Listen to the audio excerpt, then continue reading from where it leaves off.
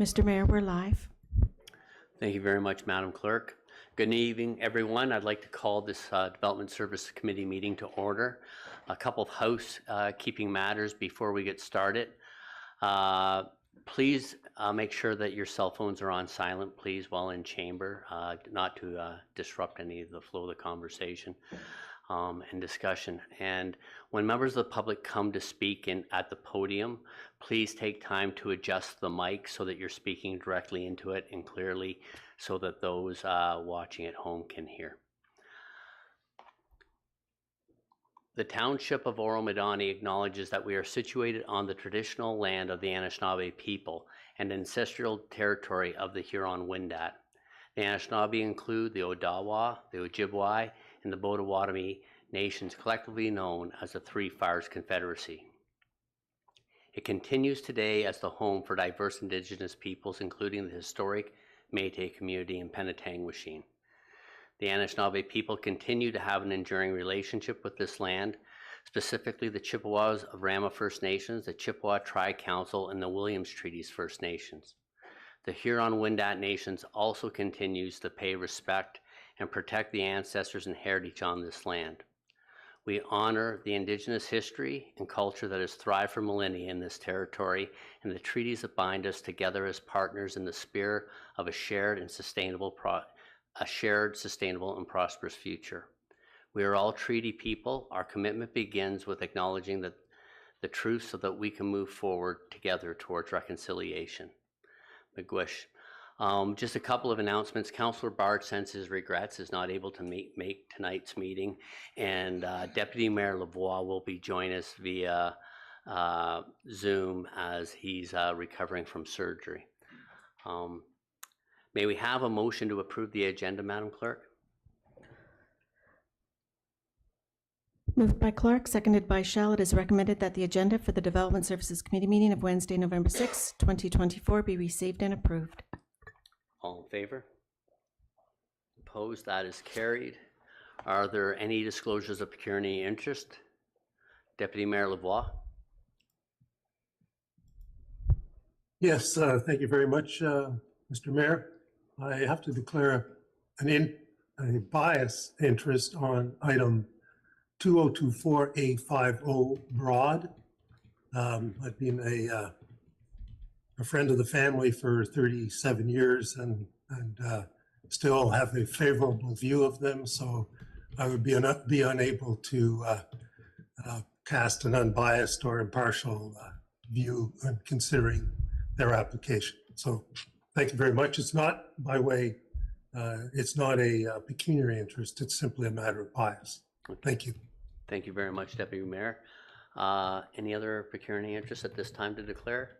Seeing none, Madam Clerk, you'll make note of that, and may we have a motion to approve the draft minutes of the previous Development Service Committee meeting, please? Moved by Young, seconded by Hutchison. It is recommended that the draft minutes of the Development Services Committee meeting held on Wednesday, October 2nd, 2024 be received and approved as printed and circulated. Any changes to the minutes that anyone has? Seeing none, I'll call the vote. All in favor? Opposed? There are none. That is carried. So we are now at Section 5, Public Meetings. I'll just go over to explain the process. I will briefly summarize the procedure to be utilized for the meeting. Each application will be considered separately. The staff will advise of the purpose and effect of the application, provide any relevant information, note any correspondence that have been received to date, and advise of any statement received from the applicant or if the applicant intends to make a presentation. If so, the applicant will be given the opportunity to make a brief presentation. After the presentation, any members of the public that have been registered to provide comments or are in the audience will be given the opportunity to speak to the application being considered. The Deputy Clerk will advise of those that have registered, and finally staff will inform if any further correspondence has been received during the public meeting. There will be a separate statement to be read at the start of each public meeting and hearing. So moving on to our first public hearing, it's official plan amendment application 2024 OPA 02 15 Guest Road, Inc. The applicant is Rocco Mora. Location is 15 Guest Road, Oro-Medonte. The public hearing is to be held in accordance with the provision of the Planning Act to obtain public comments with respect to the official plan amendment application submitted by Rocco Mora on the lands municipally known as 15 Guest Road. Please be advised that this hearing is being digitally recorded for the purpose of the creation of a public record. Only after comments are received from the public, township staff, and requested agencies will the Development Service Committee make a decision on the official plan amendment. Madam Clerk, is there any correspondence received on this matter? Correspondence received from the Township of Oro-Medonte Operations Division dated September 18, Building Division dated September 19, Enbridge Gas dated September 20 and 24, Canada Post dated September 25th, and County of Simcoe Planning Department dated October 23rd, 2024. Thank you. I will now turn the meeting over to Michael Barton, Township Planning Consultant, who will explain the purpose and effect of the official plan amendment application and any written statement received from the applicant. Mr. Barton? Thank you very much, and good evening, members of council and the public. So the application is for the municipal address 15 Guest Road.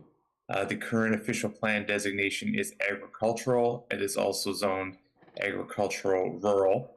There is currently on the property today structures that are used for the purpose of what we'll hear the application is intended to support a storage of materials associated with an aggregate depot. So there are open storage piles as well as sea containers and a silo that's used for cement purposes. So that's the current use on the property. They have structures as well as open storage of materials. Next slide, please.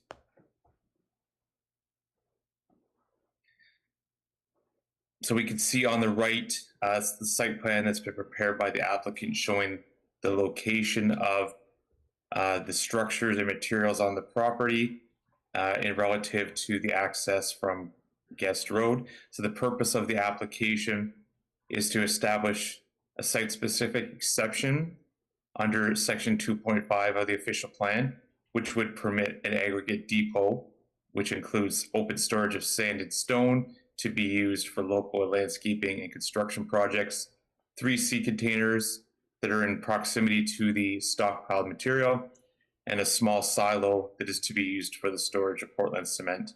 The intent is that this will operate seasonally from April to December, with the daily activity varying depending on local customer demand. Next slide.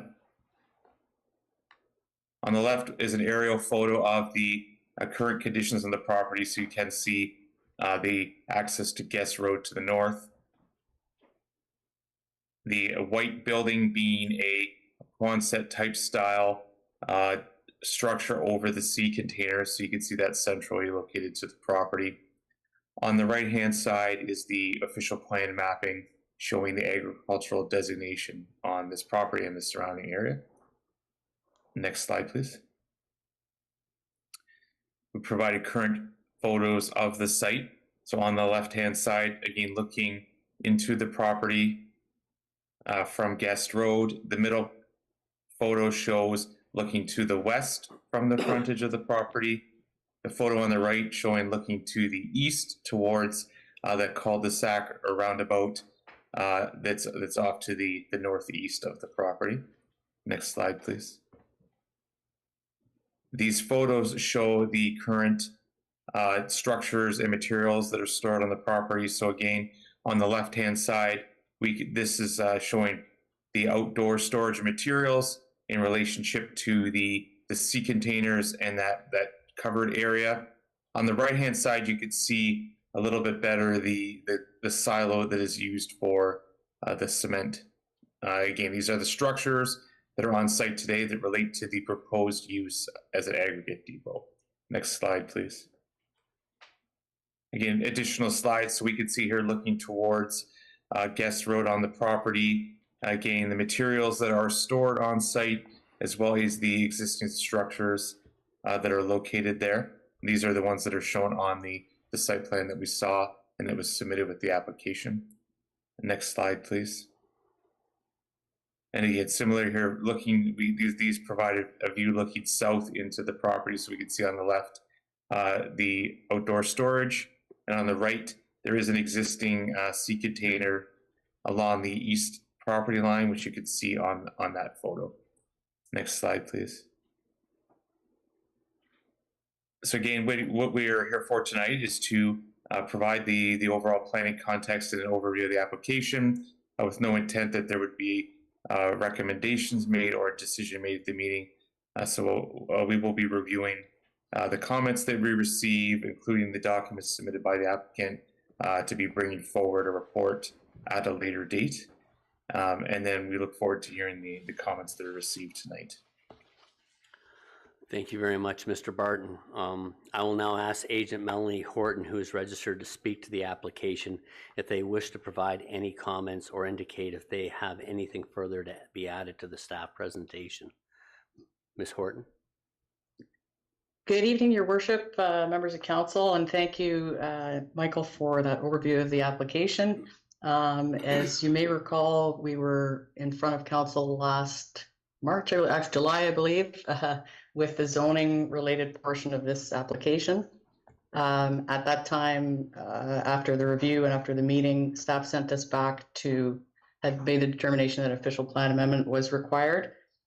Just a couple of things I'd like to add, because I think Michael's given you the high level overview of the proposal, and you have seen this before. The lands are designated agriculture, but they are within the area that was identified in the township's employment land survey strategy as a potential employment area adjacent to Highway 11. The property itself is about 3/4 of a hectare, so it's quite small, certainly not large enough to support a farm operation. The adjacent lands to the west and south, as you're aware, through a ministerial zoning order, are now zoned economic development, and uses there are restricted to industrial uses.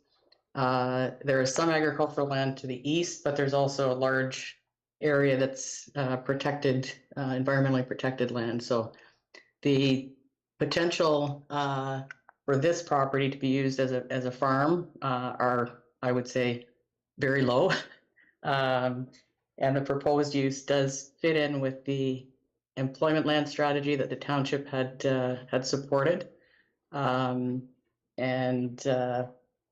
so I think those are the only comments I wanted to add. Just one other small thing, on the photos, Michael, there's that Michael had showed, there was some straw bales along the front of the property.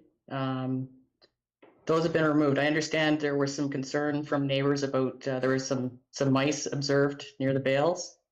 So township staff asked that they be removed, and that's been done. Okay. Thank you very much, Ms. Horton. Committee members, do you have any comments or questions for the agent or staff at this time? Councillor Schell.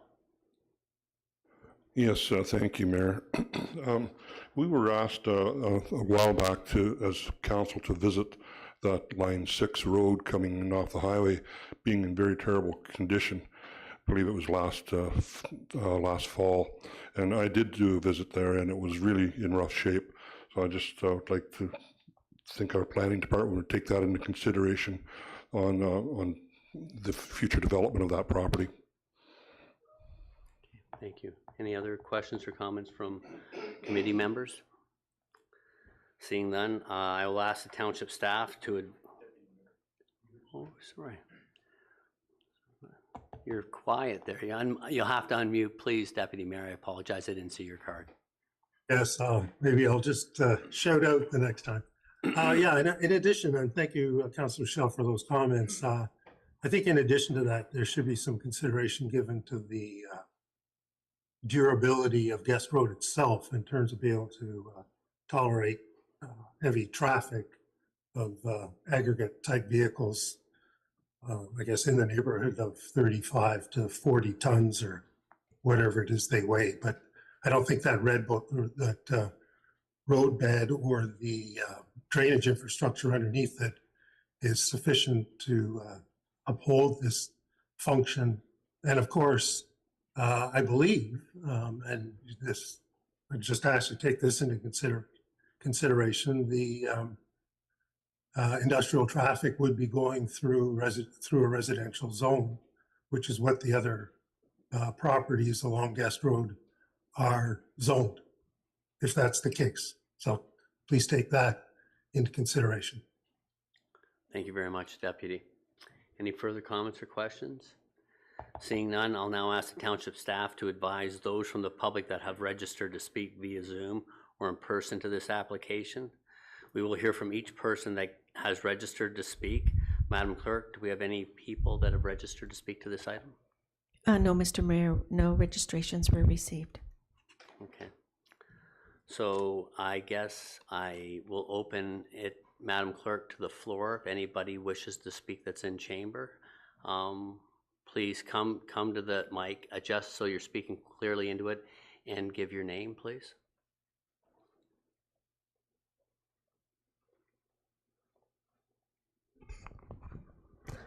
Can you hear me? Yes. Okay. So I live at 2 Guest Road. Okay. Currently, Oh, sorry. I need. It's my apologies. And I'm Donald Kettle? This isn't an interrogation. Yeah. We just need the name for the record. Donald Kettle. Thank you, sir. Okay. I live at 2 Guest Road. Thank you. Actually, on line 6, the sewer going across the road, and this is not on Guest Road, but on line 6, is disintegrating. There's sinkholes opening up every spring. So that may involve the MTO or whoever is on line 6. Because as I said, there's a giant sinkhole on not on my property, but in the city part of the property that's opening up every year. And sometimes there's a big hole. So if somebody was traveling at a fast rate of speed, they would have an accident, possibly driving right into my yard. So that may be a secondary issue, but also that truck that goes by from the aggregate company is causing that sinkhole to get bigger and bigger every year. So I wouldn't mind if you could kind of address line 6 part just before you come into the Guest Road. And then, as I said, that, hay bale that they had there, that was obviously some kind of ploy to kind of hide what kind of business that they were doing in that area. So, and as my understanding is they have been conducting business from the get-go for many years. And I don't understand that you start a business before having a permit. So maybe you could address that. Okay, thank you. And I believe you're referring to when you say the sewer is a cul-de-sac. Is that what you're referring to? I just want clarity on, you said the sewers that run across. I think you mean like a cul-de-sac pipe? Yeah, a culvert. That's It's a tin kind of round okay. circle Culvert, yeah. thing, but it is completely disintegrated. So the road starts just on the side. Yeah. Very dangerous. No. Oh, perfect. Thank you. Is there anyone else that wishes to speak to this matter?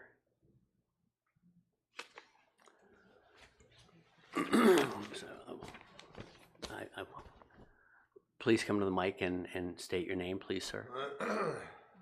My name's Fred Goldsmith. I live at 4 Guest Road. And when was the last time we were here? Last October or whatever. And that is still a residential site. And there's not one picture up there that shows a mix-on-site truck. And I have various photos of that truck coming in and out of that after that meeting. And they're still operating in there. I'm just wondering, and there was another person that had to put up a Quonset hut, and they spent a lot of money through you guys to put it up on their property. And these guys go in there and put sea cans and these great big, and there was no permits. All this stuff is done like before this application. They've already been in business. Yeah, no, we're aware of the situation, the circumstances, and they have been addressed, and things do follow a process.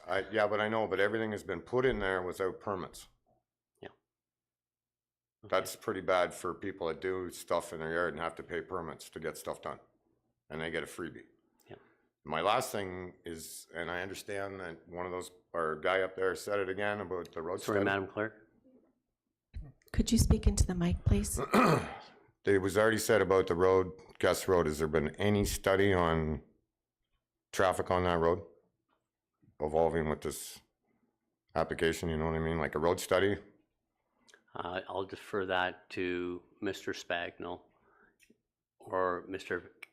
Or Andy, either or, if you could want to comment to that. Mayor Greenlaw, thank you for the question. I think if anything, it would probably be best for Ms. Horton to go over the studies and reports that have been conducted as part of the information for the application. So with your indulgence, I would suggest passing it over to Ms. Horton.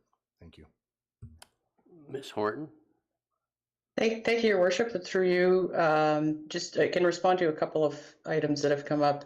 In terms of the traffic, there was a traffic study completed and submitted with the applications back in 2022, prepared by Azura Engineering.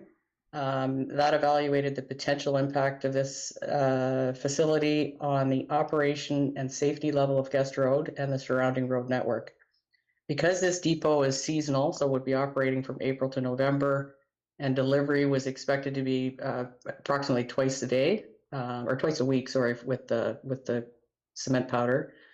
So the total number of trips is 2 per day. The traffic brief engineer concluded that because of the limited scale, these additional truck trips would have virtually no impact on Guest Road. So that's the traffic engineer, not me. That's his report, and staff have that in their hands for review.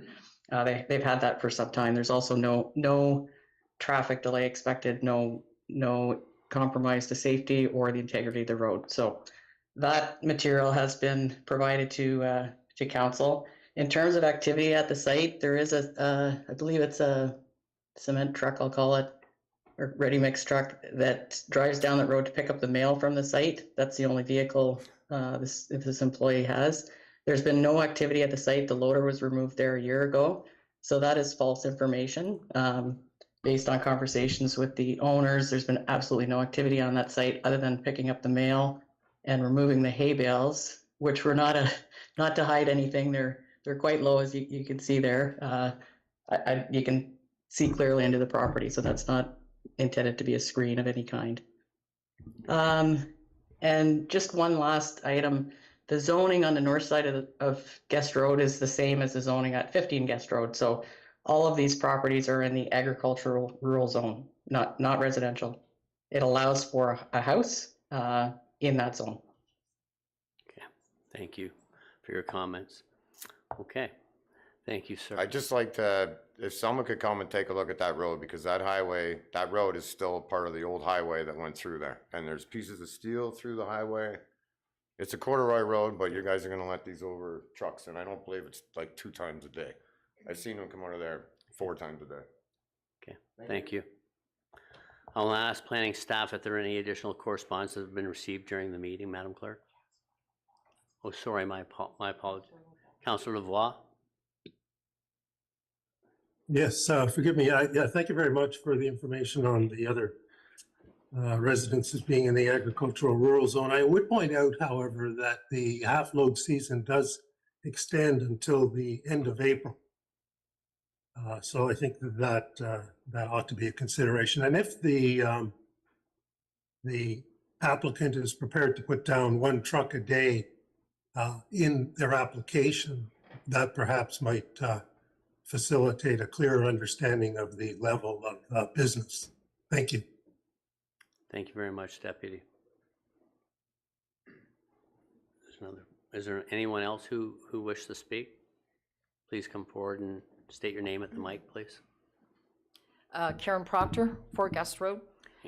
Ms. Proctor, could you just adjust the mic? Sorry. No, I appreciate that. Thank you. I'm sorry, I don't know what her name was, but I think she just said that there was no mix on site trucks going out of there this year. I have pictures. I have dates. They were coming in and out of there. So we watch. Our road is falling apart. When you're talking the mix on site truck, you're talking about 39,000 pounds. That's a lot of weight on that little guest road where the steel posts are coming through in the middle of the road. It's separating. Our culverts are getting ruined. I know a gentleman that drives a mix on site truck. They are the same weight as a full cement truck. I got a hold of him today. That's why I knew it was 39,000 pounds. They did a, what do you call them? Bottom gravel truck. The gravel comes out of the bottom, a large one. I had documents. I'm sorry, I couldn't find it before I came here. They are coming in and out of there. There's loaders coming in and out of there. They aren't coming in and out. When they're running full, those guys are coming in and out. They're doing a lot of business. So they're not coming in once or twice a week. They're coming in a lot. I wish I could have found my documentation, but you're not getting all the truth. We're residents there. We watch this go back and forth. And I have documents on my phone. I have pictures with dates and times. So they've been running in and out of there this year. Thank you very much. Is there anyone else at this time? Seeing none, please come forward to the mic and announce your name, please. Jeremy Hubbard. We're the ones who farm the farm right behind that property. And I'm all for development, but seeing how that went in quick obviously was a little fishy to me. But also, to me, the argument that Guest Road is okay for a couple trucks a day, we drive our grain trucks across the field and pull out another culvert because we don't like going down Guest Road because it's so bad. Our bucket has came off the front of our backhoe hitting the one culvert that is such a hit. So to me, I'm not against the development, but to say the road is in fit shape for it is not true. As a farmer. No, I appreciate your comments. Thank you very much. Okay, anyone else? Last call. Okay, so I will now ask the planning staff. Excuse me, am I allowed to show a picture at all of their mail truck? Like coming out? Well, you know what, if you want to forward it on to the planning department. Because you can tell, like, that truck is loaded coming out of that driveway. Like, you can see the tracks. You know, then, I've gone up there, I go up there lots. yeah, okay. I just don't believe you guys don't see it's being operated in and out of there. I will, thank you. Please, thank you very much. I will now ask the planning staff if there are any additional correspondence that has been received during this meeting. No further communications has been received, Mr. Mayor. I believe Ms. Horton has additional information to provide. Okay, Ms. Horton. Thank you, Your Worship. Just, I don't think it's worth getting into a he said, she said conversation here, but there is no loader on the property, so there's no, unless somebody's there with a shovel, there's no way to load trucks. So there has been no activity at that site since last November other than cutting grass, removing those bales, and picking up the mail.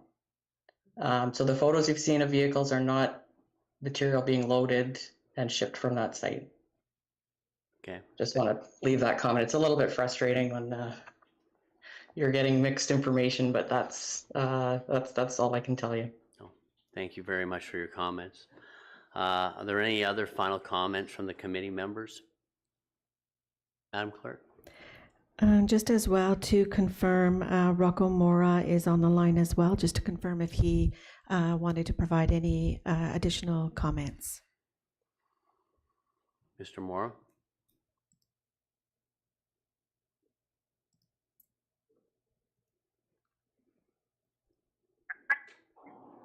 Hi, everyone. I'm good for comments. Thank you very much. Thank you very much, Mr. Mora. Okay, so I'll circle back one more time. Any final comments or questions by the committee at this time? Seeing none. Okay, staff, is there any comments you wish to make before? No, nothing further, Mr. Mayor. Okay. The committee wishes to thank all those who for your participation through either your submission or your written comments or your oral comments during the meeting, and will consider all matters in their decision. A copy of the decision will be mailed to the applicant, agent, and anyone who has submitted written comments or provided oral comments during the hearing in regards to the application. Okay, so that takes us to item 5B, public hearing zoning bylaw amendment application number 2024 ZBA 12. Gao, its applicant is Hangao, location 1667 Ridge Road, East Oro-Medonte. This public hearing is to be held in accordance with the provision of the Planning Act to obtain public comments with respect to the zoning bylaw amendment application submitted by Hangao and Zhu Han, and I apologize if I've got the pronunciation wrong, on lands municipally known as 1667 Ridge Road East. Please be advised that this hearing is being digitally recorded for the purpose of the creation of a public record. Only after comments are received from the public, township staff, and requested agencies will the Development Service Committee make a decision on the zoning bylaw amendment. Madam Clerk, is there any correspondence received on this matter? Correspondence received from Bell Canada dated October 3rd, Enbridge Gas dated October 9, and Township of Oro-Medonte Building Division October 15, 2024. Thank you very much. I will now turn the meeting over to Andy Karaskakis, Manager of Planning Services, who will explain the purpose and effect of the zoning bylaw amendment application and any written statement received from the applicant. Mr. Karaskakis. Thank you, Mr. Mayor. Zoning bylaw amendment application 2024 ZBA 12 has been submitted for lands located at 1667 Ridge Road East. The subject property are located on the south side of Ridge Road East, east of Line 11 South in the Hawkstone Rural Settlement area. Subject property has a frontage along Ridge Road of approximately 237 meters and a lot area approximately 20.3 hectares. The lands contain a single detached dwelling, several outbuildings, and is heavily forested. Property is designated rural settlements in the township's official plan and is zoned agricultural rural exception 15. The purpose and effect of the proposed zoning bylaw amendment is to rezone a portion of the subject lands from the agricultural rural exception zone to the residential 1 zone. The application is to fulfill a condition of consent applications 2024 B08, B09, and B10 that were conditionally approved on August 7, 2024 by the Development Services Committee for the purposes of creating 3 new residential lots fronting onto Ridge Road East. The applicant's rezoning sketch shown on the screen in front of you shows the proposed lots that were conditionally approved by the Development Services Committee, which are outlined in red, and those are the lands that are subject to the rezoning to be rezoned from the agricultural rural exception zone to the residential 1 zone to fulfill the condition of provisional consent approval. A couple of images here show the public notice sign installed on the subject property in accordance with the provisions of the Planning Act. And the image on the right shows a view of the subject lands to be rezoned as viewed from Ridge Road. A couple more shots here show looking southeast of the lands on the image to the left. And the image on the right shows views to be rezoned, lands to be rezoned looking southwest from Ridge Road. And a couple of more images looking south of the lands to be rezoned. It's noted that there's an existing dwelling located on the retained lands, which is not subject to the rezoning application. So, Mr. Mayor, this concludes staff's summary and overview of the planning context and a summary of the application. The purpose of this public meeting is to receive comments from the public. There will be no decision made at this public meeting. A recommendation report has been prepared by staff, and the application will be considered by the committee later on tonight's Development Services Committee meeting as an agenda item later on. Thank you, Mr. Mayor. That concludes my presentation. Thank you very much, Mr. Karaskakis. I will now ask Madam Clerk if anyone has registered to speak to the application, or if they wish to provide any comments or indicate if they have anything further to be added to the staff presentation. Mr. Mayor, the applicant or the agent there was no registration received from them. To be confirmed, please, if they are in the audience. We did receive one. When we get to the public comments portion, we do have a registration that we had received. Okay. So seeing no comments or registry from the applicant, committee members, do you have any comments or questions for staff on this matter? Councillor Schell. Yes, thank you, Mayor Greenlaw. Through you to Mr. Karaskakis. Could you put that slide back up that showed the lot division? I think I saw a road going down through there. Yes, that one there. You see those 3 lots front on Ridge Road? Is that correct? Yes, Mr. Shell, that's correct. So is that a road that's being put in the middle there? What's the purpose of that? That's a conceptual road to be coming off of Ridge Road. That's not part of the consent applications. That's showing that of how the retained lands could be developed in the future, will be subject to future subdivision and rezoning applications at a future date. But that just shows that the potential of a future road to be could go between those 2 lots. So where would that road be going to? Through you, Mr. Mayor, to Councillor Schell, to a future development which has yet to be submitted. Okay, thank you. Any other comments from the committee for staff? Seeing none, I will ask the township staff. I'll ask the township staff to advise of those from the public that have registered to speak via Zoom or in person to this application. We will hear from each person that has registered to speak. Madam Clerk, do we have anyone registered? Yes, Mr. Mayor, Paula Thompson. Okay. And is she via Zoom or in person? Via Zoom. Okay. Ms. Thompson, whenever you're unmuted. Yes.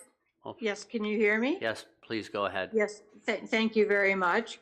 I have a few concerns about the proposed development. I am not adverse to new homes being, put up in this area. What I do have a grave concern about are 2 important issues. A, this proposed road, which from my understanding is actually the future to be linked into Allen Road, which is in around the vicinity of the Hawkstone Community Center, because the same person who has this proposed development also has land down in that area. That is my first concern. My bigger concern, however, is the well system. The fact that for some reason I did not receive a notification about monitoring well supply, but my neighbors on 2 sides to my west side and also to the other side have all received notifications to monitor wells. And this is a grave concern to me because the water table is a very sensitive area, sensitive issue in this area. And I also understand that one of my former colleagues who lives down in the cul-de-sac just below Ridge Road, did have their well go dry back in 2016, as did my neighbor in 2016. And I am very concerned about this. So my expectation is that if there is going to be a concern about well survival, I want the wells to be monitored at the town's expense or at the developer's expense in perpetuity. That's my ask. Okay, thank you very much for your comments. Is there anyone else in the audience who would like to provide verbal comments with respect to this application? please come forward and adjust the mic and speak into the mic, please. Can you hear me? Yes, just your name, please. Hi, my name's Scott Mitchinson. I live at 1656 Ridge Road East.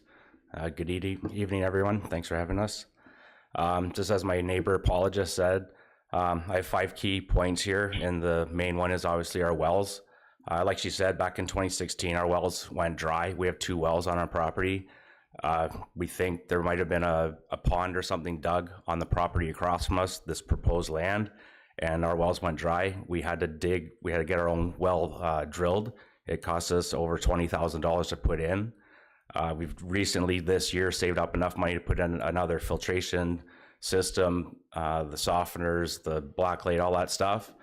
And like my neighbor just said, like, is this going to be taken care of if these new wells, as all these properties come in, are they going to affect our wells? The property that you see up there, like the half triangle one, our well is right across the street from where that well is proposed to be dug. Our well is almost 240 something feet. Like our neighbor said, Paula, like, it's to get good clean water in Hawkstone. Like, we're up on top of the ridge. These are on the below the ridge. We spent a lot of money to have good clean water for our family and our kids now, and now it has a potential to be ruined. Just another couple of points that my wife has also put down here.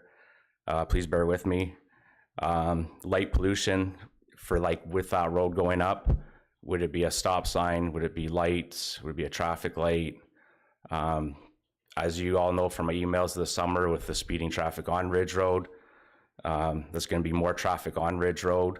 Is it going to be a road that goes down the hill to these houses? Is it going to be straight across?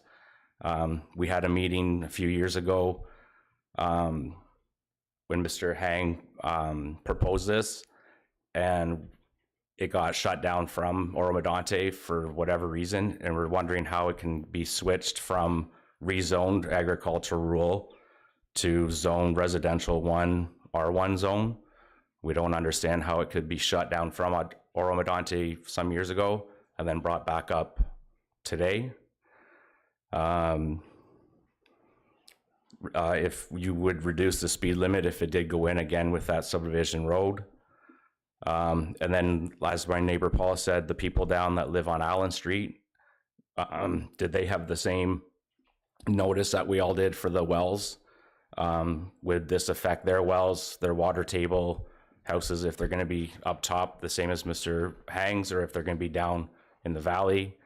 Like I said years ago, he proposed to have a retirement home or something, but the hill was too tall for them to do it. And like she said, on Allen Street, he wanted to use that as a driveway to go in, and that was squashed. So we don't know how it can be a no 1 year and then a yes some years later. Thank you for your time. Thank you very much, Mr. Mitchinson. Is there anyone else? There was another lady, I believe, that wanted to speak. Please come to the mic and state your name, please. Hi, Jackie Hill. We live just on the 11th line, just up from Ridge. And if you're putting in 3 houses, that's one thing. But then to turn around and say, oh, we're putting in a subdivision, that's completely different. And there's no notification on our notice for tonight. It was like a Facebook group in where we saw that it's going to be a subdivision. And that to me is just sneaky, to put in 3 houses with a road and then to come in later and put in multitude of houses. And as everybody's already said, our water table is at stake. When they tried to put in a retirement home, you know, we had a lot of discussion about the water tables and our wells, and it's just not supported. So, I mean, Mr. Mitchinson gave, you know, his words on that too. So I just wanted to reiterate it. No, thank you very much. And I think, you know, to try and put people's minds at rest at this point, the subdivision is not what's before on this hearing at this time. This is, we're just dealing with these 3 lots. Yeah, but they did this, the same people did this before. They were like, oh, we're going to put in a gas station. And then we came here for the meeting and find out they want to put in an entire retirement home. So like, it's just, it's not. But the applications do have to come forward, and it would have to come through a process. And I do respect everyone's concerns. But at this point, what we're dealing is with 3 building lots is a process that we're going through. But you're, with all due respect, you're not, because there is a proposed road. And that road is not a driveway. No, but that road is to link to other properties I'm that gonna this just property owner excuse me, owns. ma'am. You can't just burst into the meeting like that. Sorry, my apologies. I'm trying to Sorry. keep decorum and respect and like we're here to have a discussion in order to find the best way to move forward and what is approved. So this is a hearing. There's no decision being rendered at this. This is so that the public is aware of what's going on, and all your comments and concerns will be taken into consideration. And what I'm going to ask is if either Mr. Spagnol or Andy, if either of you could provide what insurances are put in place to ensure that the other residents that are in that area wells are not affected by at what's in before us now is 3 homes. And so like what things can ensure that their wells won't be disrupted by these 3 property being developed? Like there was one house built on Ridge Road and it affected the water tables for several people. Yeah. No, I'm asking them to hopefully give you, because they're the experts in this field. Thank you, Mayor Greenlaw. So basically, just speaking to the conceptual plan, we'll call the balance of the property. There would be a larger process or a bigger process to deal with any subdivision development of a greater density for additional units, which would take a look at the road. It would be hydrogeological studies. There would be studies taking a look at the aquifers and the supply of well water and whatnot as part of any future application for the balance of the property. So just to reiterate the mayor's point, that what we're dealing with here is consent applications that were approved by Development Services, which required a rezoning to bring the zoning bylaw into compliance to allow for the units. What is typically done when there is any well drilling and whatnot, there's testing that is done by a certified well driller that would come into the area and verify, based on well records, the depth of the aquifer and the aquifer that they would try to tap into. So it would be certified well drillers that would come in and, based on their experience in drilling wells in the area, provide insight and provide advice as to what the quality of water would be, what the depth would be, and they would have to have historical information that confirms that the aquifer that they're tying into has suitable supply of water. And it has to be certified well drillers that do that. From a building code perspective and from a permitting perspective and a development perspective, that needs to be done through this process. So as far as any impacts to the aquifer for any larger development, there would be additional studies that would have to be completed that would take a look at the aquifer and the depth of the aquifer to determine whether or not there's a suitable water supply that will not have an impact on the area. I would say that for the purposes of the balance of the lands, that subdivision process, I have seen in my experience well monitoring programs implemented for developments where there have been identified issues.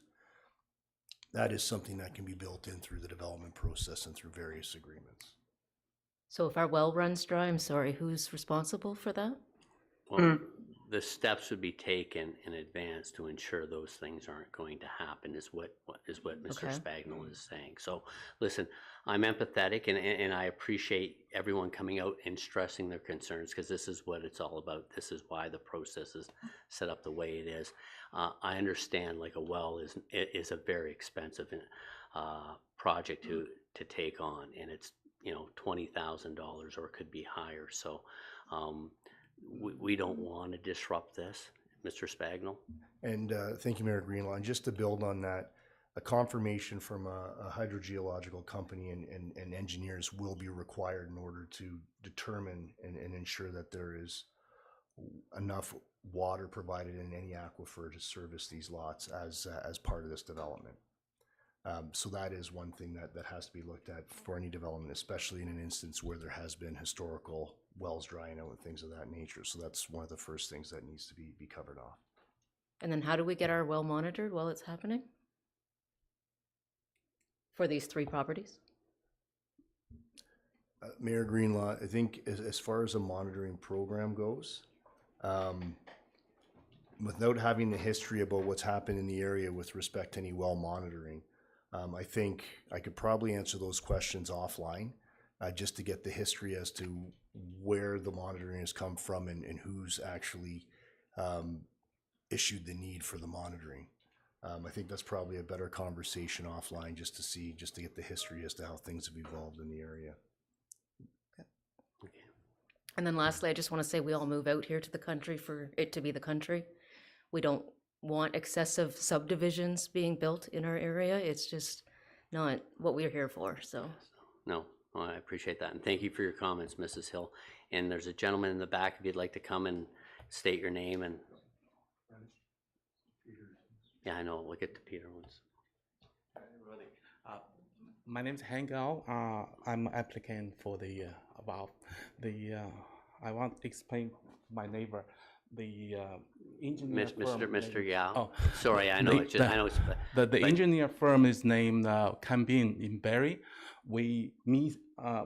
I signed a contract with them to have the fully report for water and wastewater system in my property. I will ask the well driller, they are real well driller, to drill the well in my property. See the red arrow area? That's a well location, Scott. Mr. Gao, I apologize. It's just Sorry. no one will hear you on that. Sorry, I changed the well location from the top of the ridge road to the bottom. So I try to move it far away from my neighbor. This is the first thing. And the well will be a real well. Even they call test well, but it's a real well. And the Cambin, the engineer firm, will do the monitor when they pumping water from my testing well. They say maybe 6 hours at least with a fully I don't know, volume in the normal. And then at that time, they will monitor your well. They will make sure the water from your well will enough. If not enough, this is a condition for my consent. If the water not enough, I'm done. From your side, you know what I mean. If the water, when they monitor your well during my sucking the water from my well, if your side not enough, and then this is game over. It's done.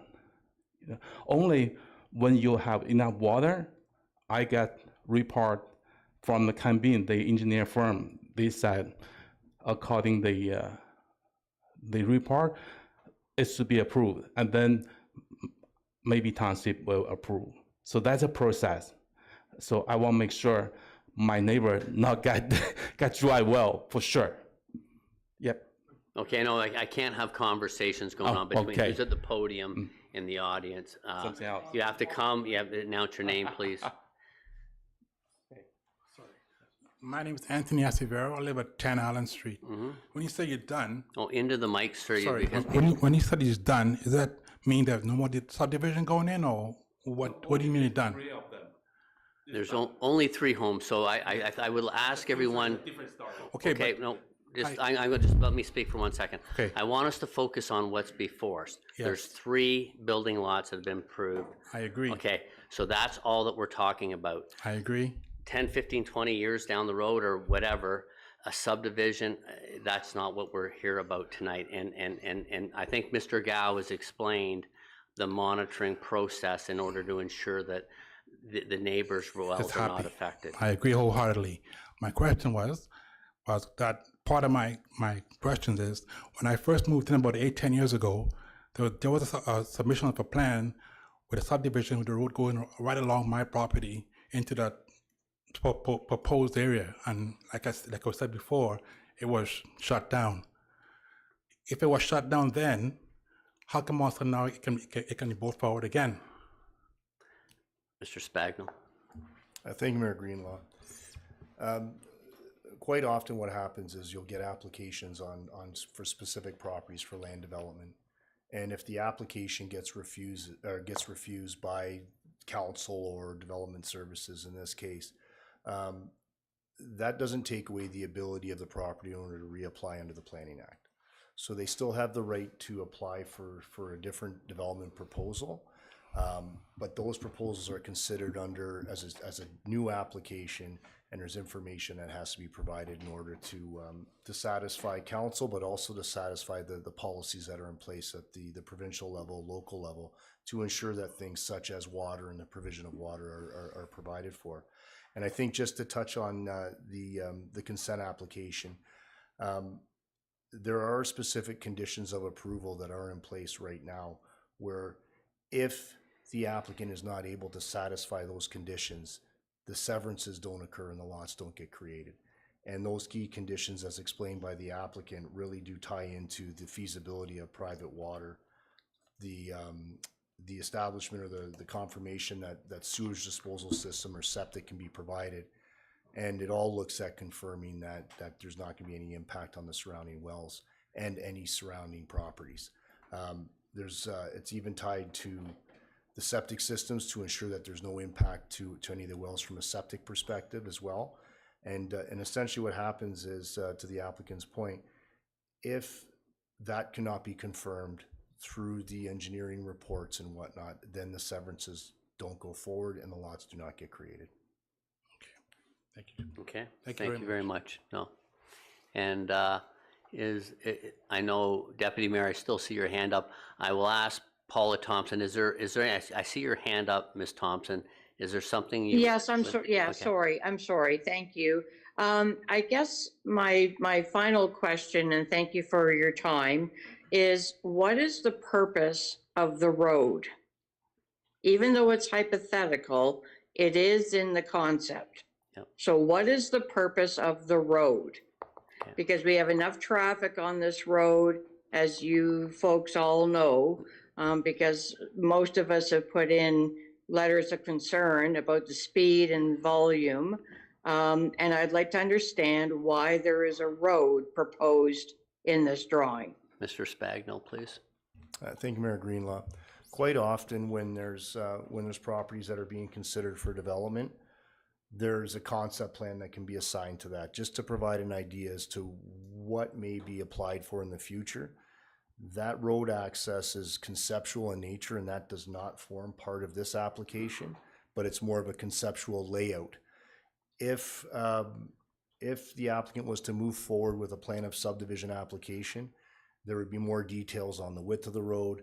There would be traffic studies dealing with daylight triangles and sighting and things of that nature. But this is a conceptual plan that's showing what could potentially be applied for in the future. Thank you very much. Any other comments from the audience at this point in time? Seeing none, I will ask the planning staff if any additional correspondence has been received during this meeting. No, Mr. Mayor, nothing further has been received. Okay. And I'm going to ask if there's any final comments or questions from committee members. And I know Deputy Mayor Lavoie has been sitting patiently with his hand up. So please go ahead, Mr. Lavoie. Thank you very much, Mr. Mayor. Yes, and thank you to everyone for their comments. I just did want to make it clear for the purposes of everybody attending tonight that we will be under item 7D passing this very application tonight later on. So I think I'll keep my questions for that period of time, if those questions are allowed at that time. And I thank staff for their answers, because I think the matter got somewhat conflated between a development, a road, and consent application for 3 properties, which is essentially what we're here for tonight. But nonetheless, we can take it up under 7D. Thank you. Thank you very much, Mr. Lavoie. Any other comments from Councillor Schell? Yes, thank you, Mayor Lavoie. Through you to Mr. Spagno. Has any thought been given to future connections to the existing water system in Hawkstone that maybe could service future development?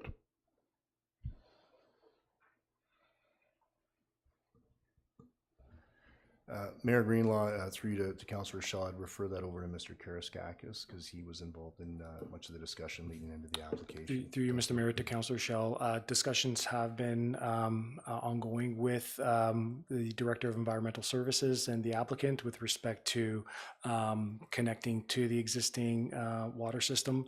Apparently, there's no capacity right now at this time, but in terms of any future development on the retained lands of the proponent, the applicant has been made aware of upgrading the existing water system, the municipal-owned water system, to accommodate the future, any future development that may occur on the retained lands. So those discussions have been ongoing with environmental services staff. Thank you. Okay, no, thank you very much, Mr. Karaskakis. Any other comments from committee members?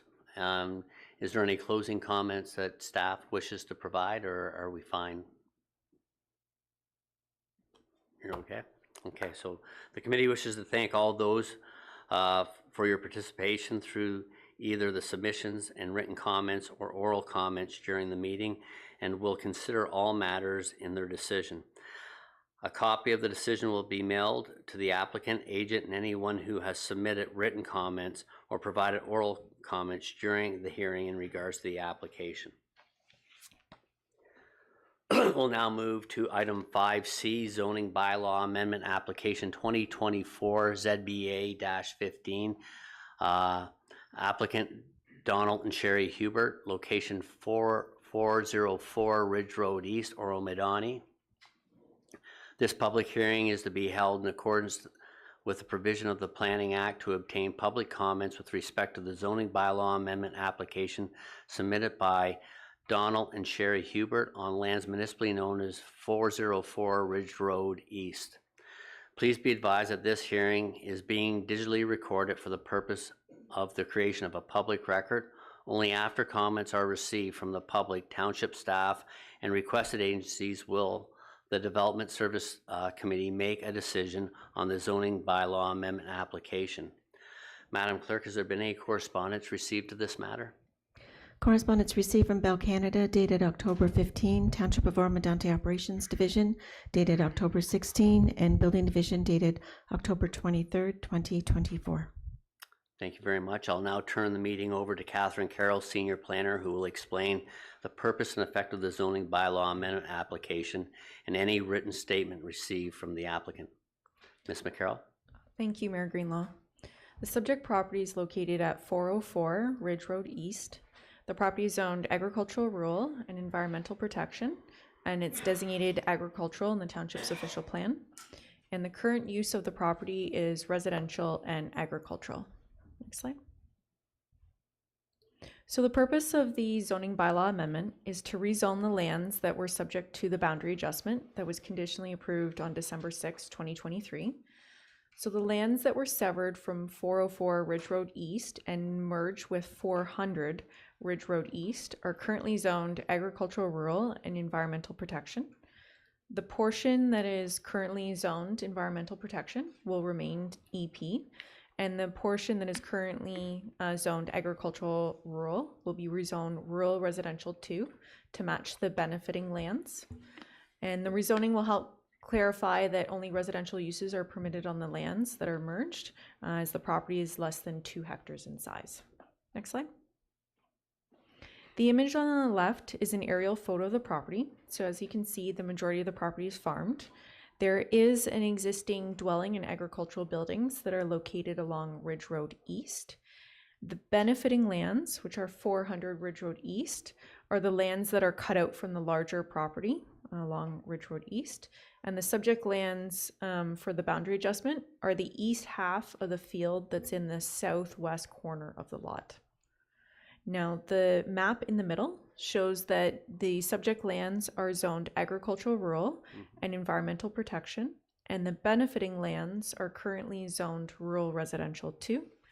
And the map on the right-hand side shows that the lands that are in yellow are proposed to be rezoned from the agricultural rural zone to the rural residential 2 zone, and the portion that's at the back of the lands to be severed and merged will remain EP. Next slide. The photo on the left-hand side shows the public notice sign that was posted along Ridge Road East. The photo in the middle and the photo on the right show the views looking both east and west along Ridge Road East. Next slide.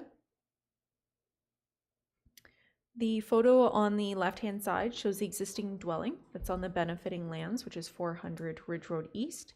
And the photo on the right shows the existing dwelling that's located on the subject lands, which is 404 Ridge Road East. Next slide. These photos show the lands that were subject to the boundary adjustment. So the portion that's currently agricultural rural will be rezoned rural residential 2. Next slide. So the purpose of the public meeting is to obtain comments from the public. A recommendation report will be brought forward later tonight. So I'm available if there are any questions. Thank you. Thank you very much, Ms. McCarroll. I will now ask Madam Deputy Clerk if anyone is registered to speak to this application, if they wish to provide any comments or to indicate if they have anything further to be added to the staff's presentation.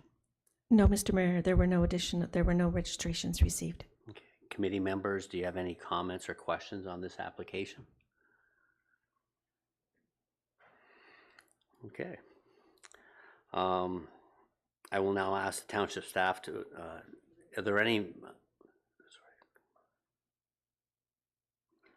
I will ask the township staff to advise of those from the public that have registered to speak via Zoom or in person.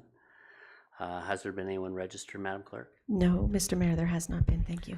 Is there anybody in chamber who wishes to speak to this matter? Seeing none, I will now ask the planning staff if any additional correspondence has been received during the meeting. No, Mr. Mayor, nothing further has been received. Okay. Are there any final comments from committee members or staff? The committee wishes to thank all those for your participation through either your submission to the written comments or your oral comments during the meeting, and will consider all matters in their decision. A copy of the decision will be mailed to the applicant, agent, and anyone who has submitted written comments or provided oral comments during the hearing in regards to the application. So that takes care of the public meetings, and we'll move on to Section 6.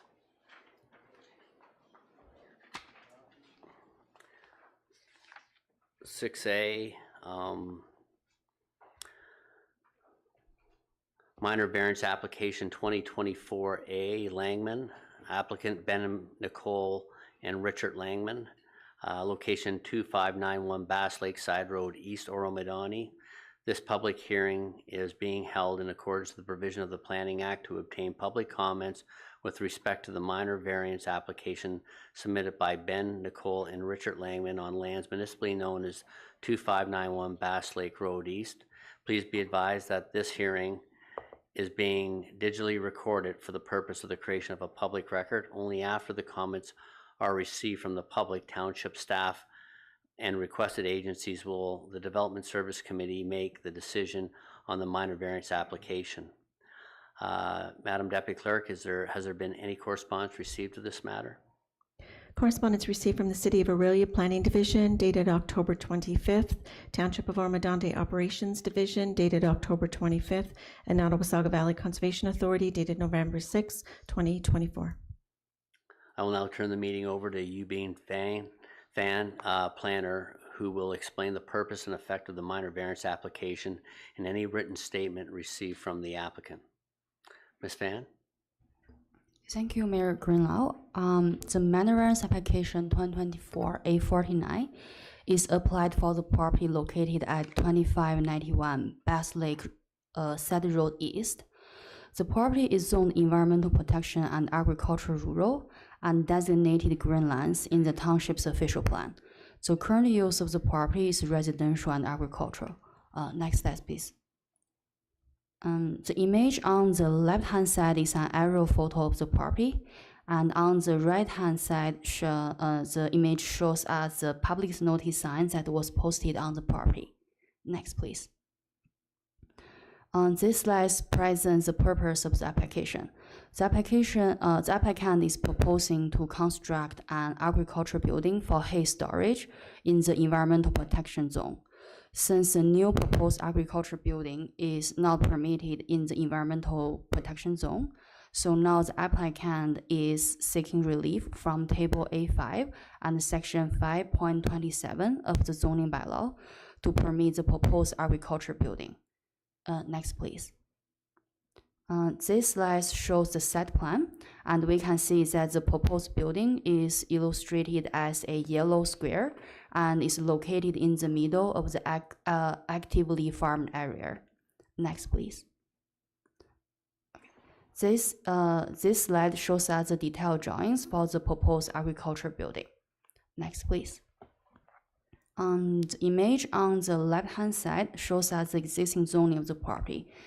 So the green areas means the environmental protection zone, and the corner around the intersection, the yellow color means the agriculture rural zone. And the image on the right-hand side shows all the nature heritage features on the property. So we can see that they are actually all concentrated in one side of the property, and they are away from the proposed structure. Next, please. These two pictures show the views looking east and west along the Bass Lake Side Road East. Next, please. The photo on the left-hand side shows us, these two pictures shows us 3 existing agriculture buildings on the properties. Next, please. So now this slide, the photo on the left-hand side shows us an existing shed and a agriculture building. The right-hand side photo presents the existing single detached dwelling and an existing garage. Next, please. The photo on the left-hand side shows us a view looking from the proposed building location to the nature features. As we can see that it is far away from the protected features. And then the photo on the right-hand side shows us the proposed location of the new building. Next, please. This slide concludes my presentation. It is recommended that the minor variance application 2024-A49 be approved, as the application meets the 4 tests of the Planning Act and conforms to or is consistent with applicable provincial, county, and township planning policies, and represents good planning. The recommended conditions are listed on this slide. They are all standard conditions. Thank you, committee members. I'm available for any questions. Thank you. Thank you very much, Ms. Fan. I will now ask the applicant, Ben Langman, who's registered to speak to the application, if they wish to provide any comments or indicate if they have anything further to be added to the staff presentation. Mr. Langman?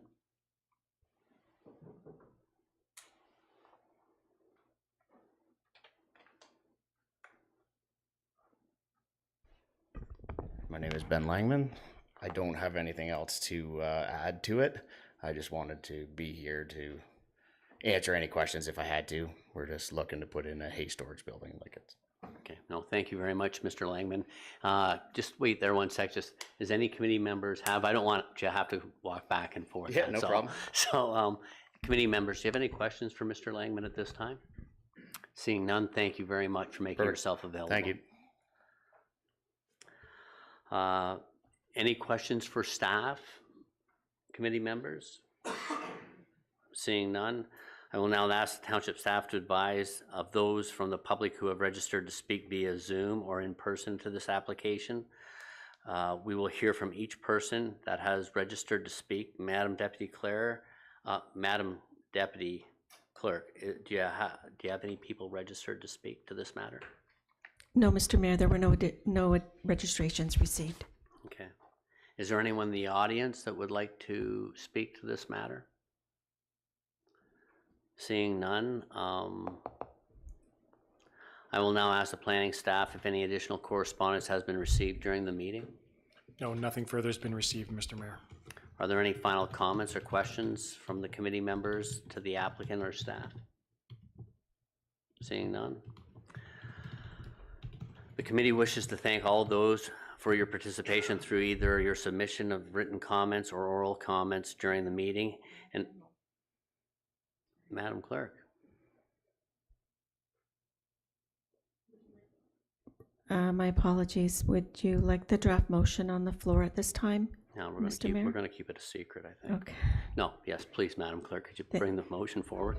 Thank you. Moved by Hutchison, seconded by Lavoie. It is recommended, one, that DS 2024-132, Yuping Fan Planner, Minor Variance Application 2024-A49, Langman, 2591 Bass Lakeside Road East be received and adopted. Two, that minor variance application 2024-A49, specifically to permit the construction of an agricultural building in the Environmental Protection EP zone on lands municipally known as 2591 Bass Lakeside Road East, Township of Oro-Medonte, be approved, subject to the conditions as outlined in DS 2024-132. Three, that the applicants be advised of the committee's decision under the Secretary-Treasurer's signature. Okay. Any questions or comments in regards to the motion? I'll call the vote. All in favor? Opposed? That is passed. The committee wishes to thank all those who participate through either their submissions or written comments or oral comments during the meeting, and will consider all matters in their decision. A copy of the decision will be mailed to the applicant, agent, and anyone who submitted written comments or provided comments during the hearing in regard to the application. So we'll move to item 6B. It's a minor variance application 2024-A-50 Broad. Application Amelia and Scott Broad, location 119 Lakeshore Road West, Oro-Medonte.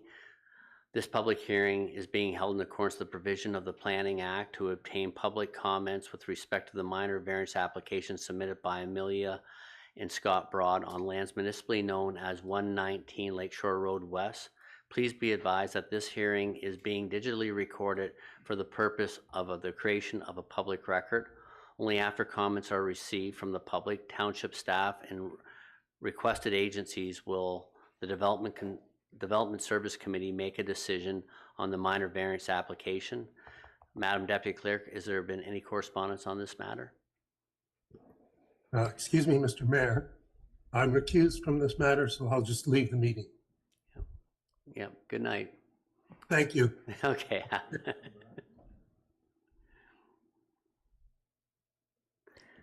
Correspondence has been received from the Township of Oro-Medonte Operations Division dated October 22nd and Building Division dated October 23rd, 2024. Okay. I'll now turn the meeting over to Yuping Fan Planner, who will explain the purpose and effect of the minor variance application and any written statement received from the applicant. Thank you, Mayor Greenlau. The minor variance application 2024-A50 is applied for the property located at 119 Lakeshore Road West. The property is zoned shoreline residential and designated shoreline in the township's official plan. The current use of the property is residential. Next, please. The image on the left-hand side is an aerial photo of the property. The image on the right-hand side shows the public notice sign that was posted on the property. Next, please. This slide presents the purpose of the application. The applicants are proposing to replace the existing deck with a larger unenclosed porch and maintain the existing non-compliant setbacks of 1.3 meters and 1.6 meters from the two interior side lot lines. The township zoning bylaw does not permit unenclosed porches encroaching into the required interior side yard. So now the applicants are seeking relief from section 5.16.1C of the zoning bylaw to permit this increasing situation of non-compliance. Next, please. This slide shows us the site plan, and we can see that the proposed porch is in line with the existing dwelling. Next, please. This image shows an elevation drawing of the proposed porch. Next, please. These two pictures shows the wheel looking east and west along the Lakeshore Road West. Next, please. These two photos shows us the existing structures on the property, which are a detached garage, a single detached dwelling, and a shed. Next, please. This photo shows the existing non-compliant deck, which is at the back side of the house. So this deck need to be replaced and enlarged. Upon the staff site visit, there was no issue related to the reduced interior setbacks were identified. Next, please.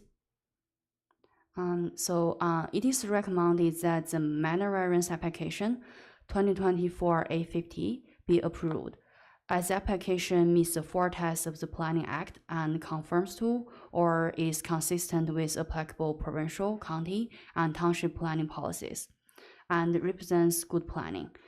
The recommended conditions are listed on this slide. They are all standard conditions. Thank you, committee members. This concludes my presentation, and I'm available for any questions. Thanks. Thank you very much, Ms. Fan. I'll now ask the applicant, Amelia Broad, who is registered to speak to the application, if they wish to provide any comments or to indicate if they have anything further to add to the staff presentation.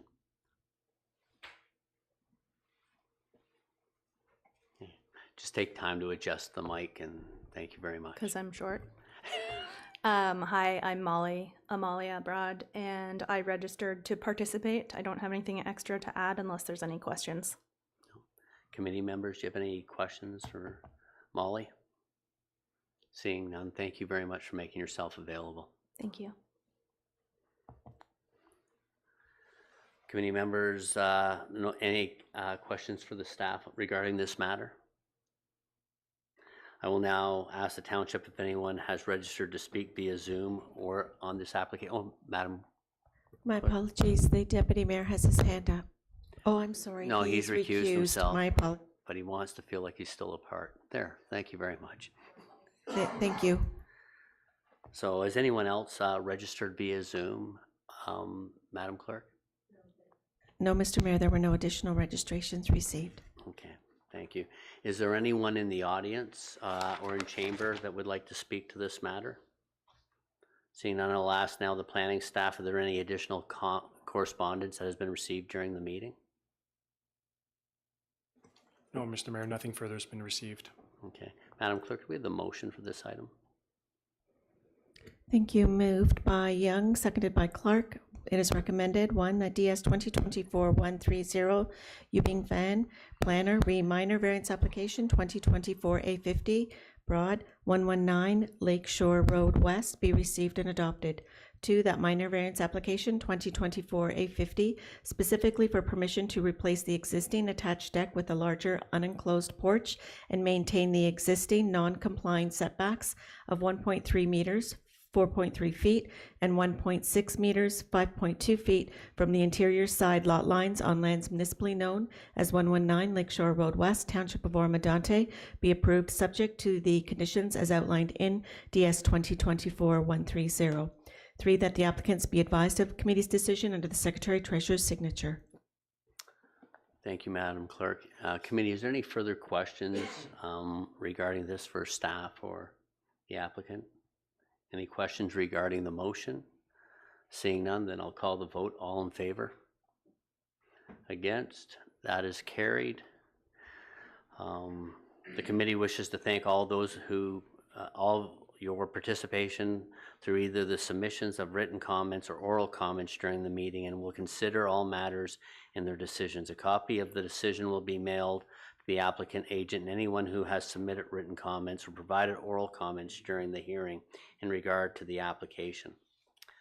We'll now move on to item 6C, and Deputy Mayor Lavoie, if you want to rejoin the meeting, that would be greatly appreciated. Thank you. Item 6C, minor variance application 2024-A-51, Dunn, Gerald Dunn, location 1793, line 4 north, Oro-Medonte. This public hearing is being held in accordance with the provision of the Planning Act to obtain public comments with respect to the minor variance application submitted by Gerald Dunn on lands municipally known as 1793, line 4 north. Please be advised that this hearing is being digitally recorded for the purpose of the creation of a public record. Only after comments are received from the public, township, and requested agencies will the Development Service Committee make a decision on the minor variance application. Madam Deputy Clerk, have we received any correspondence regarding this matter?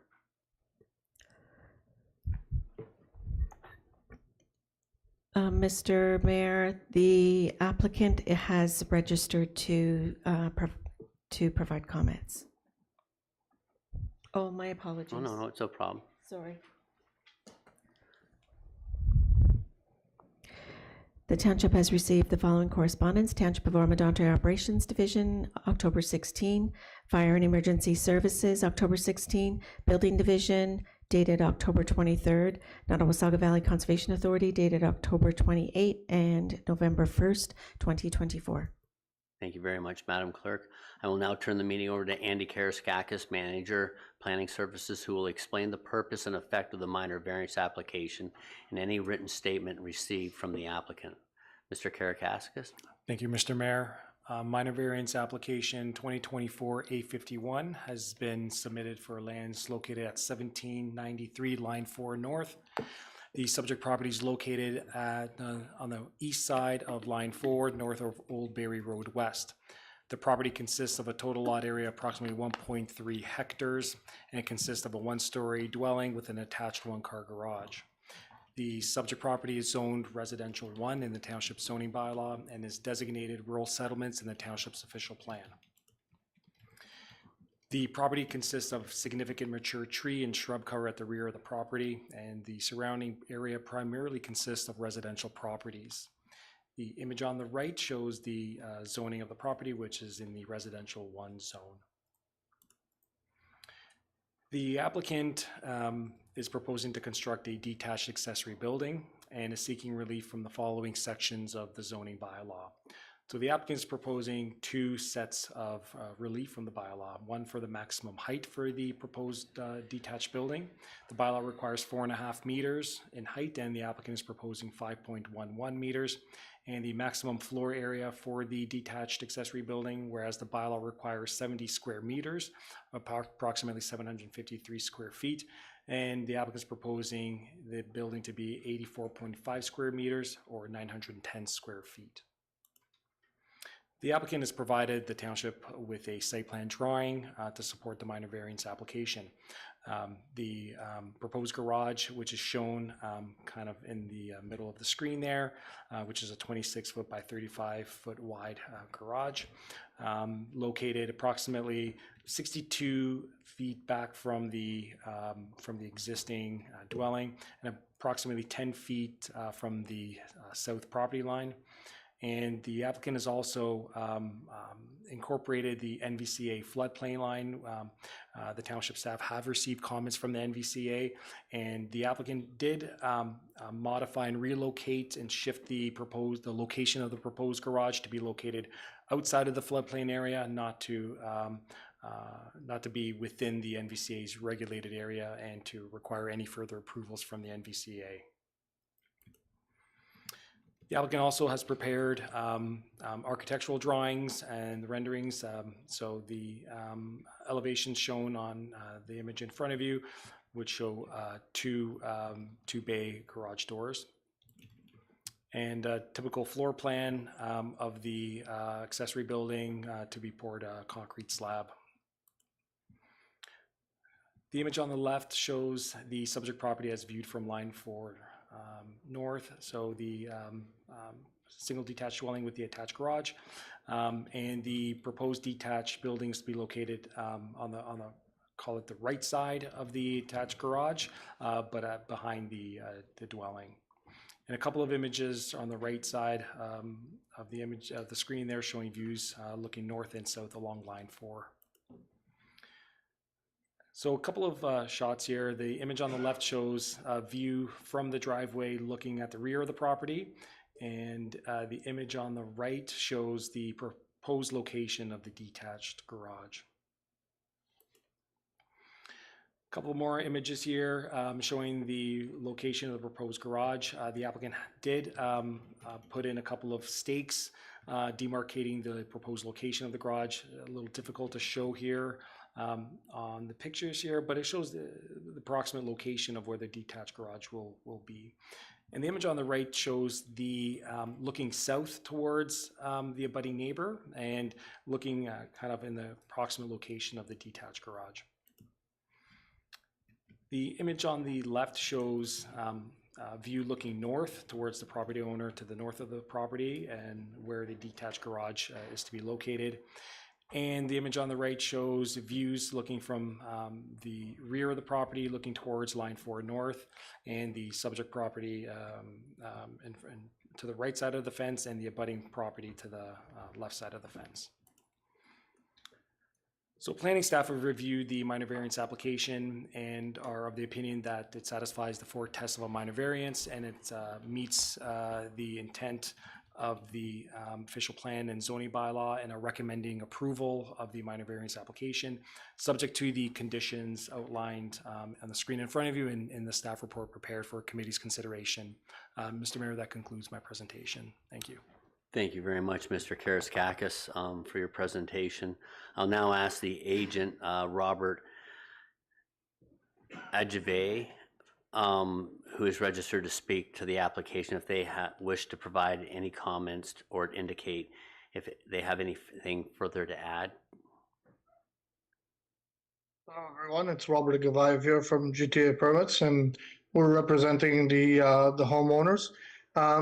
It's a pretty straightforward structure, accessory building that we're looking to get a permit for, and I'm here for any questions. If committee members have any questions, please let me know.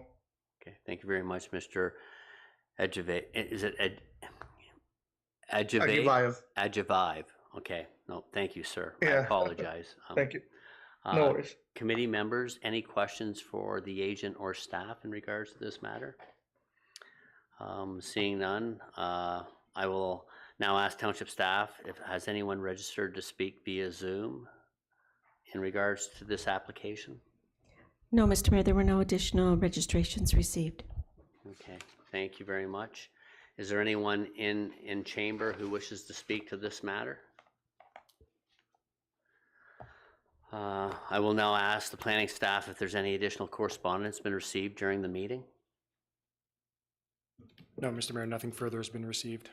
Okay. Madam Clerk, may I have a motion for this item, please?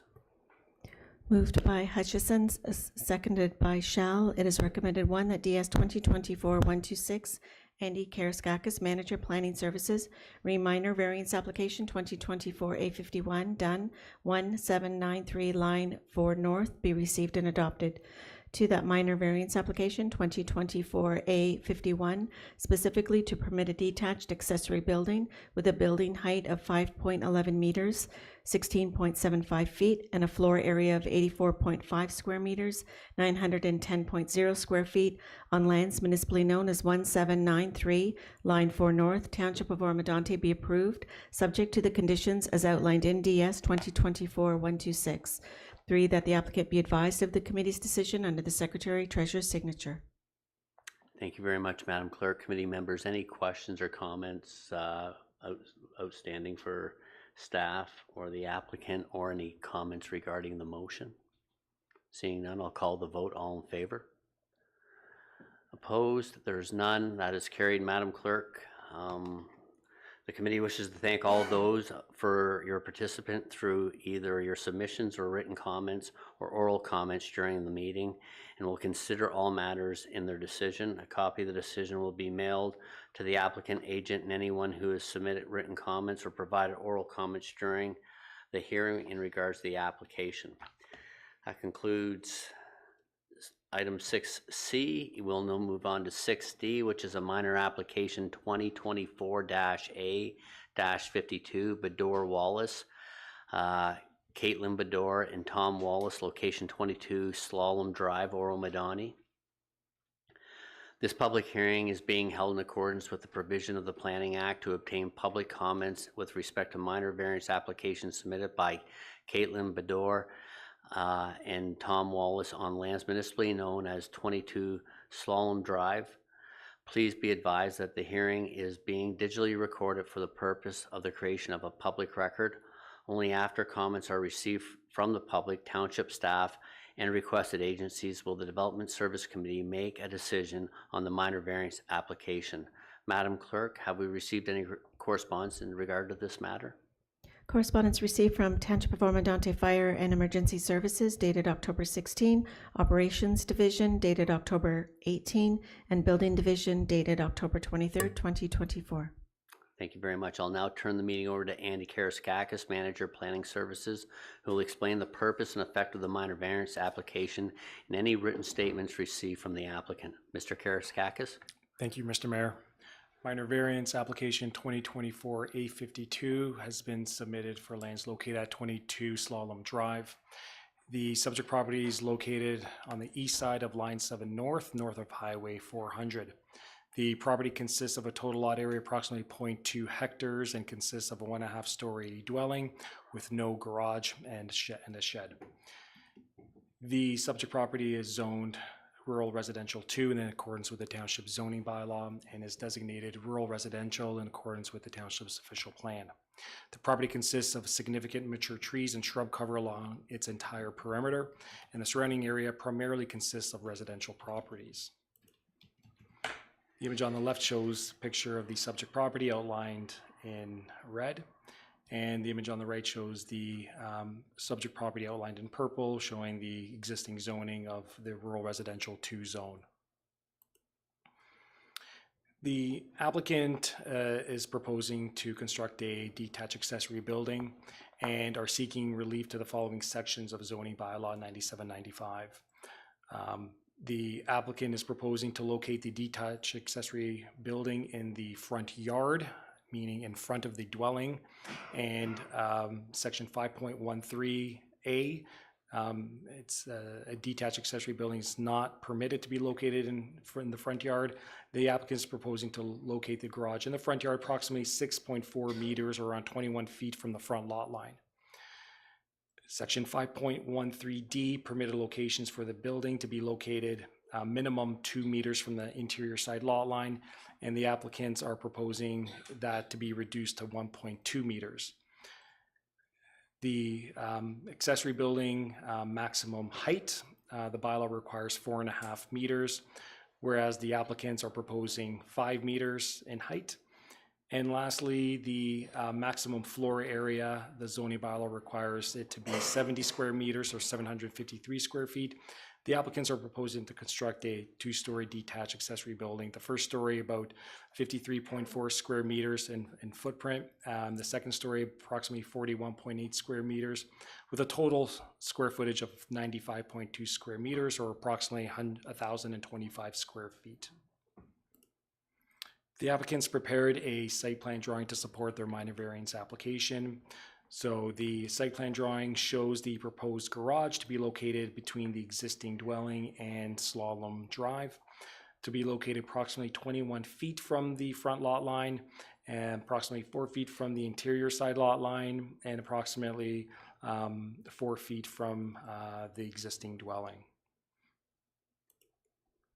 The applicants also prepared elevation drawings to show what the proposed detached accessory building would look like. So in front of you shows the front and side elevations of the proposed garage.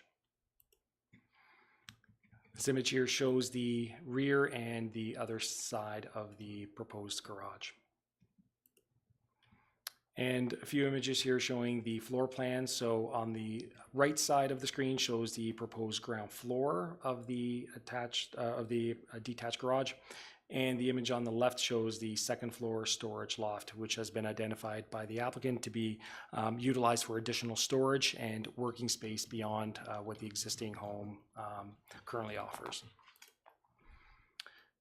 A few images here showing the subject property and the location of the detached garage. So the image on the left shows the existing dwelling and the approximate location of the proposed detached accessory building.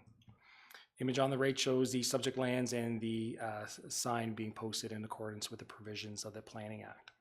A few more images here showing views looking along Slalom Drive. A few more images here showing the interior side lot line, which is lined by trees and shrubs. and also shows the location of the abutting neighbor's dwelling there in relation to the subject property and the proposed location of the detached accessory building. A few more images here showing the proposed location of the detached garage and the existing tree line there, and the abutting neighbor's dwelling. So planning staff have reviewed the minor variance application and are of the opinion that it meets the 4 tests of the Planning Act, and are recommending approval of the applicant's minor variance application, subject to the conditions outlined in the staff report and on the screen in front of you. Mr. Mayor, that concludes my presentation. Happy to answer any questions. Thank you very much, Mr. Karaiskakis. I'll now ask the applicant, Tom Wallace, who's registered to speak to the application, if they wish to provide any further comments.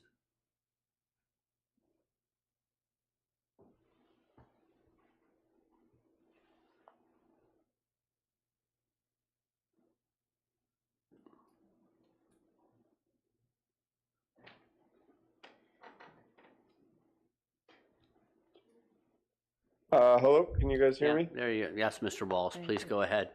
I have nothing to add. I just wanted to be available for you for any questions. Okay, thank you very much. Committee members, are there any questions to this applicant for Mr. Wallace or staff? Seeing none, I will ask the township staff, is anyone registered to speak via Zoom to this matter, Madam Clerk?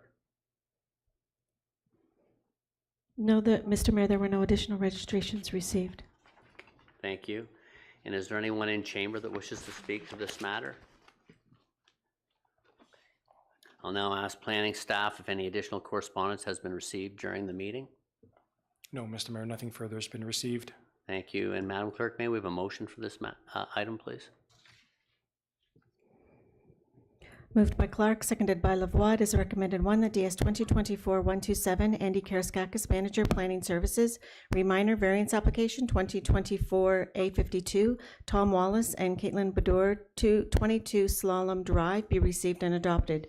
2, that minor variance application 2024-A52, specifically to permit a detached accessory building with a building height of 5.0 meters, 16.5 feet, a floor area of 95.2 square meters, 1,025 square feet, to be located in the front yard approximately 6.4 meters, 21.0 feet from the front lot line, and 1.2 meters, 4.0 feet from the interior side lot line, on lands municipally known as 22 Slalom Drive, Township of Oro-Medonte, be approved subject to the conditions as outlined in DS 2024-127. 3, that the applicant be advised of the committee's decision under the Secretary-Treasurer's signature. Thank you very much, Madam Clerk. Everyone, you've heard the motion. Is there any comments or questions? Seeing none, I'll call the vote. All in favor? Opposed? Seeing none, that is carried, Madam Clerk. The committee wishes to thank all those for your participation through either your submission or written comments or oral comments during the meeting, and will consider all matters in their decisions. A copy of the decisions will be mailed to the applicant, agent, and anyone who has submitted written comments or provided oral comments during the hearing in regards to the application. This brings us now to item 6E. A consent application 2024-B15, Harmsworth, John Harmsworth, location 76 Blueberry Marsh Road, Oro-Medonte. This public hearing is being held in accordance with provision of the Planning Act to obtain public comments with respect to the consent application submitted by John Harmsworth on lands municipally known as 76 Blueberry Marsh Road. Please be advised that this hearing is being digitally recorded for the purpose of the creation of a public record. Only after comments are received from the public, township staff, and requested agencies will the Development Service Committee make a decision on consent application. Madam Clerk, have you received any correspondence in regard to this matter? Correspondence received from the Township of Oro-Medonte Operations Division, October 16, Fire and Emergency Services, dated October 16, Nottawasaga Valley Conservation Authority, dated October 23rd, Township of Oro-Medonte Building Division, dated October 23rd, Hydro 1, dated October 28, and County of Simcoe Planning Department, dated November 1st, 2024. Thank you very much, Madam Clerk. I'll now turn the meeting over to Catherine McCarroll, Senior Planner, who will explain the purpose and effect of the consent application and any written statement received from the applicant. Thank you. Catherine, please go ahead. Thank you, Mayor Greenlaw. The subject property is located at 76 Blueberry Marsh Road.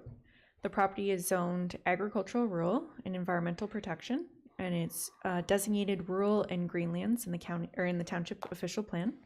And the current use of the property is residential, and it also contains a woodlot. Next slide. The aerial photo is on the left-hand side. You can see the existing dwelling and the accessory building are located on the left-hand side. In the middle, there is a evaluated and unevaluated wetland that is known as the Medonte Bog. And on the right-hand side, it would be the southeast corner of the lot, is where they're proposing to sever the new residential lot. The map on the right-hand side shows that the property is currently zoned agricultural, rural, and environmental protection in the middle where they have the Medonte Bog. Next slide. The map on the left-hand side shows the County of Simcoe official plan, the land use designations. You can see here that the property is designated both rural and greenlands in the county official plan and also in the township official plan. And then the map on the right-hand side shows the natural heritage features that are on the subject lands. The property does contain evaluated and unevaluated wetland, which are located in the middle of the property. And the applicant submitted a EIS, or an environmental impact study, in support of this application. And the EIS is currently being peer reviewed by the township's environmental consultants. Next slide. The purpose of this application is the creation of a new residential lot. So all the details are listed on the screen. So the lands proposed to be severed would have a frontage of approximately 100 meters, a depth of approximately 130 meters, and an area of approximately 1.3 hectares. And the lands to be retained would have a frontage of 567 meters and an area of approximately 26.5 hectares. Next slide. This is the applicant's consent sketch. So the lands to be retained are outlined in red, and the lands that are proposed to be severed are outlined in yellow. And in the middle in blue is the Medonte Bog. And since the lands that are proposed to be severed are located within 120 meters of the wetland, that's why we required an EIS, just to confirm that there will be no adverse impacts on the natural heritage features. Next slide. The photo on the left-hand side shows a view looking north along the unopened road allowance. The photo in the middle shows the view looking south along the unopened road allowance, and then the photo on the right-hand side shows the view looking west along Blueberry Marsh Road. Next slide. The photo on the left-hand side shows the public notice sign that was posted along Blueberry Marsh Road, and the photo in the middle and the photo on the right show the lands that are proposed to be severed. Next slide. This is a photo of the evaluated / unevaluated wetland known as Medonte Bog. And next slide.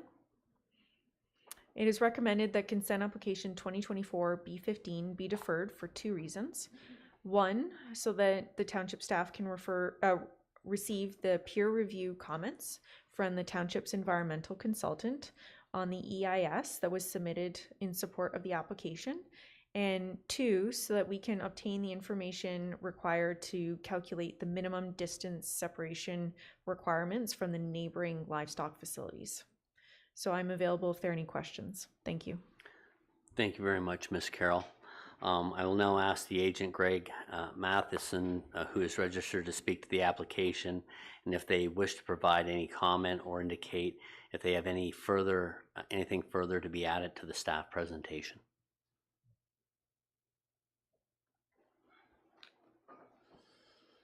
Hello, I'm Craig Matheson. I'm the consultant planner at Skelton Bromwell, working on behalf of the applicant. I did have a presentation, but Catherine's basically covered everything in my presentation, so I won't repeat it.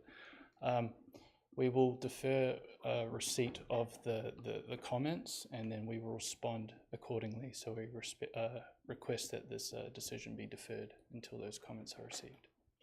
Thank you very much for your comments. Committee members, do you have any questions for Mr. Matheson or Ms. McCarroll at this time? Mr. Young, Councillor Young. Thank you, Mayor. Yeah, Catherine, I was up there last week, actually talking to the people who reside to the right of them, right next to the unopened road allowance. It looked like at one point, looking south at it, looked paved. I was up there and it's still pretty rough. I mean, I don't think there's any pavement there. Is that correct? So There's one, there's one slide here that shows north and south. Yeah, That's, exactly. Yeah, So that one there, yeah, that one there. So through you, Mayor Greenlaw, to Councillor Young, it did appear to be paved by the photos, and like I was on site, but I didn't actually pay too much attention to that. I didn't think it was important for the proposed residential severance. Yeah, no, I appreciate that, but I just asked for information. But the first picture on the left hand, it looks like it's northbound there. Yes. And to the right, it's the road continues Blueberry Marsh down there, and that portion looks paved. You mentioned the bog a couple times. At any point, does that an open road allowance go through a bog? I can see to the left there that there is a bog on that property that we're dealing with here, the matter before us.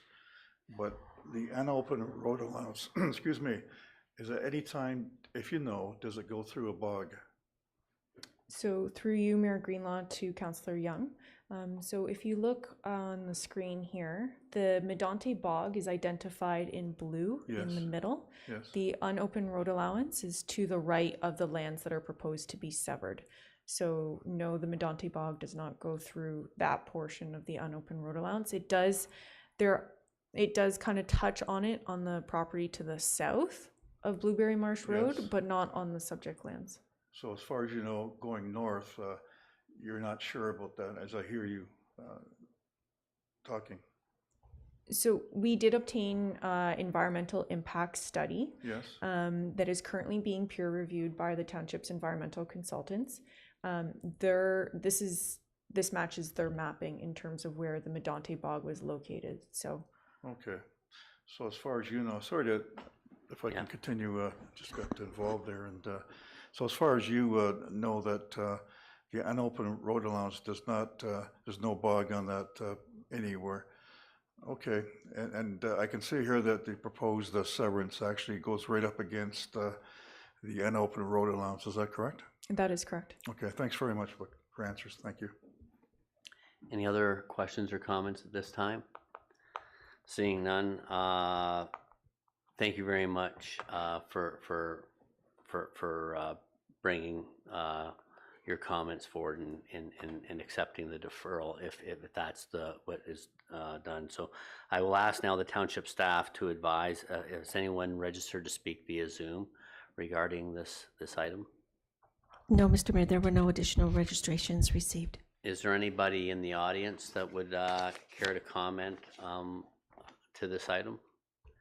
Seeing none, I will now ask the planning staff if any additional correspondence has been received during the meeting. No, Mr. Mayor, nothing further has been received. Thank you. Madam Clerk, we have the motion for this item, please. Moved by Young, seconded by Shell. It is recommended one that DS 2024-133, Catherine McCarroll, Senior Planner, Consent Application 2024-B15, 76 Blueberry Marsh Road be received and adopted. Two, that consent application 2024-B15 to permit the creation of a new residential lot having a lot frontage of approximately 100.0 meters, 328.1 feet, a lot depth of approximately 130.0 meters, 426.5 feet, and an area of approximately 1.3 hectares, 3.2 acres, be deferred as planning staff are awaiting one, peer review comments from the township's environmental consultant on the applicant's environmental impact study, and two, information on the neighboring livestock facilities in order to calculate the required minimum distance separation from the neighboring livestock facilities. Three, that the applicants be advised of the committee's decision under the Secretary Treasurer's signature. Thank you very much, Madam Clerk. Committee members, any other final comments or questions before we call the vote on this matter? Seeing none, I'll call the vote. All in favor? Opposed? There are none. Thank you very much, and thank you, Mr. Matheson, for making yourself available. The committee wishes to thank all those who participate through either your submissions or written comments or your oral comments during the meeting, and will consider all matters in their decisions. A copy of the decision will be made available to the applicant, agent, and anyone who submitted written comments or provided oral comments during the hearing in regards to the application. So that will conclude item 6E, and we'll now move to item 6F. Minor variance application number 2024A-41 Irwin. Application Brianna and Calvin Irwin, location 55 Cathedral Pines Road, Oro-Medonte. This public hearing is being held in accordance with the provision of the Planning Act to obtain public comments with respect to the minor variance application submitted by Brianna and Calvin Irwin on lands municipally known as 55 Cathedral Pines Road. Please be advised that this hearing is being digitally recorded for the purpose of creation of a public record. Only after comments are received from the public, township staff, and requested agencies will the Development Service Committee make a decision on the minor variance application. Madam Deputy Clerk, has there been any correspondence in regards to this matter? Correspondence received from Horseshoe Valley Property Owners Association dated October 18, Township of Oro-Medonte Environmental Services dated October 21, Building Division dated October 23rd, Development Engineering dated October 24th, and Operations Division dated October 25th, 2024. Thank you very much. I will now turn the meeting over to Catherine McCarroll, Senior Planner, who will explain the purpose and effect of the minor variance application and any written statement received from the applicant. Ms. McCarroll? Thank you, Mayor Greenlaw. The subject property is located at 55 Cathedral Pines Road. The property is zoned Residential 1, Exception 63, and it is located in the Horseshoe Valley Settlement Area and designated low-density residential. The current use of the property is vacant. Next slide.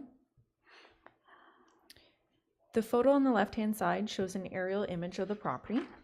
So the dwelling is proposed to be located in line with the neighboring dwellings that are located along the north side of Cathedral Pines Road. As you can see on the aerial, the property is currently vacant. And one item that you can't see is that the property actually slopes down significantly to the rear of where they're proposing to put the dwelling. The photo on the right-hand side shows the public notice sign that was posted along Cathedral Pines Road. Next slide. The purpose of the minor variance application is to build a new single detached dwelling and retaining walls. So the applicants are seeking relief from section 5.31, setbacks from slope, which are required to be 23 meters from the top of bank for slopes that exceed 33%. The single detached dwelling is proposed to encroach 5.43 meters into the top of bank, and the rear deck is proposed to encroach 9.54 meters into the top of bank. And they're also requesting a variance from section 5.1.3D, retaining walls, which are required to be set back 2 meters from the interior side lot line, and they're proposing a setback of 0 meters. Next slide. This is the applicant's site plan. So they are proposing a dwelling towards the front of the property, actually set into the slope. So both the dwelling and rear deck are proposed to encroach into the top of bank. Now you can see to the rear of the dwelling, there are retaining walls.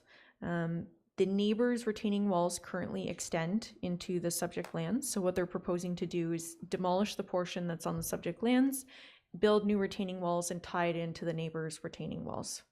Now the applicants did submit a slope stability assessment that was submitted in support of the proposed development and reviewed by township staff. Next slide. These are the applicant's elevation drawings from all 4 sides. Next slide.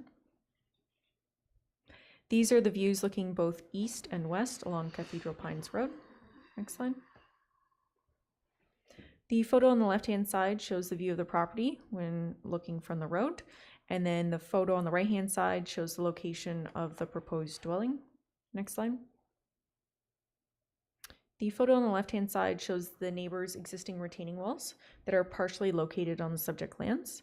So the portion that's located on the applicant's property are proposed to be rebuilt and tie into these existing retaining walls. And then the photo on the right-hand side shows the steep slope that's at the rear of the property. Next slide. It is recommended that minor variance application 2024 A45 be approved, as the application conforms to and is consistent with the applicable provincial, county, and township planning policies and represents good planning. All the recommended conditions are listed on the screen, and they're all standard conditions, and I'm available if there are any questions. Thank you. Thank you very much, Ms. McCarroll. I'll now ask the agent, Max Herschip, who is registered to speak to the application, and if they would wish to provide any comments or indicate if they have anything further to add to the staff presentation. Thank you very much. No, I have nothing further to add. I'm here for any questions if need be. Thank you very much. So I'll ask the committee members, do you have any comments or questions for the agent or staff? Councillor Hutchison. Thank you, Mayor Greenlaw, through you. Yeah, I drove by the lot this week and did notice it has a significant slope to the back. So thank you for the detail on what's going to happen with the retaining walls. I just have a question in that you had mentioned they're going to destroy some of the existing neighbors' retaining wall. It looks to me through the picture set that retaining wall is actually wood. Am I correct in that? And it looks fairly old. Yes, so through you, Mayor Greenlaw, to Councillor Hutchison, that is correct. So the existing retaining walls are wood. They are older, and quite a large portion of it is currently on the subject lands. So what they're proposing to do is to remove the portion that's on the subject lands, build a new retaining wall, which will be engineered, and that will all be reviewed through the building permit process.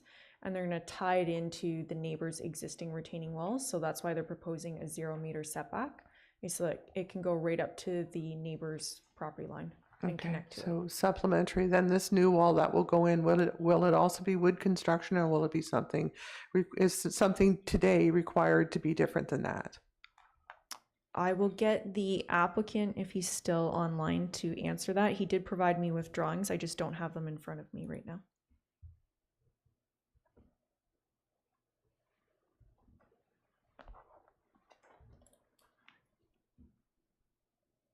Yeah, can you still hear me? Mm-hmm. Yes, please go ahead. Yeah, so the new wall will be concrete blocks. It'll be stacked blocks, and we will tie it into the what's left of the existing wood retaining wall. Thank you. And just one last question. Clearly, the neighbor has to be involved with this, so I'm assuming that they're fine with this process and that there's been no objection to this? So through you, Mayor Greenlaw, to Councillor Hutchison, they were circulated as part of the application. I have not heard anything from them specifically, but they were circulated. Thank you very much. Okay, any further questions for staff or the agent?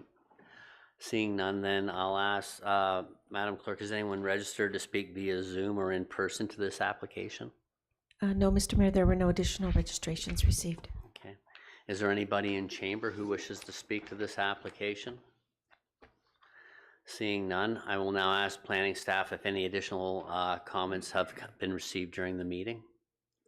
No, Mr. Mayor, nothing further has been received.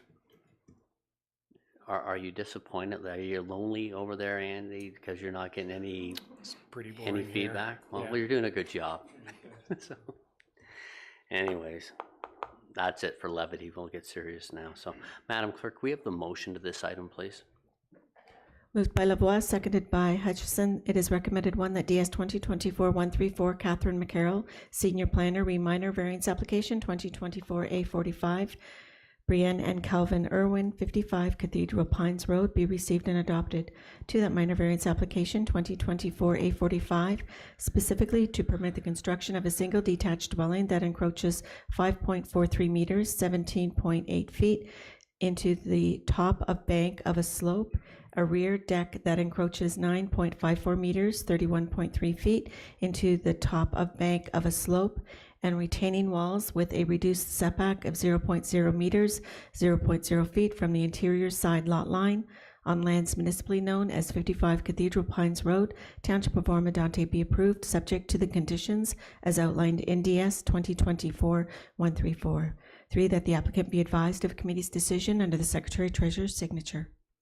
Thank you very much, Madam Deputy Clerk. Committee members, any final comments or questions? Seeing none, I'll call the vote. All in favor? Opposed? Seeing none, that will conclude this matter. The committee wishes to thank all those for your participation through either your submissions or written comments or oral comments during the meeting, and will consider all matters in their decision. A copy of the decision will be mailed to the applicant, agent, and anyone who has submitted written comments or provided oral comments during the hearing in regards to the application. Mayor Greenlaw, may I be excused for a couple minutes? Yeah, you know what, I'll tell you what, we will take a 5-minute recess and then a break, and then we'll come back and we'll go to reports of municipal officers. So if we all want to take a break for 5 minutes, that'd be great. Thank you.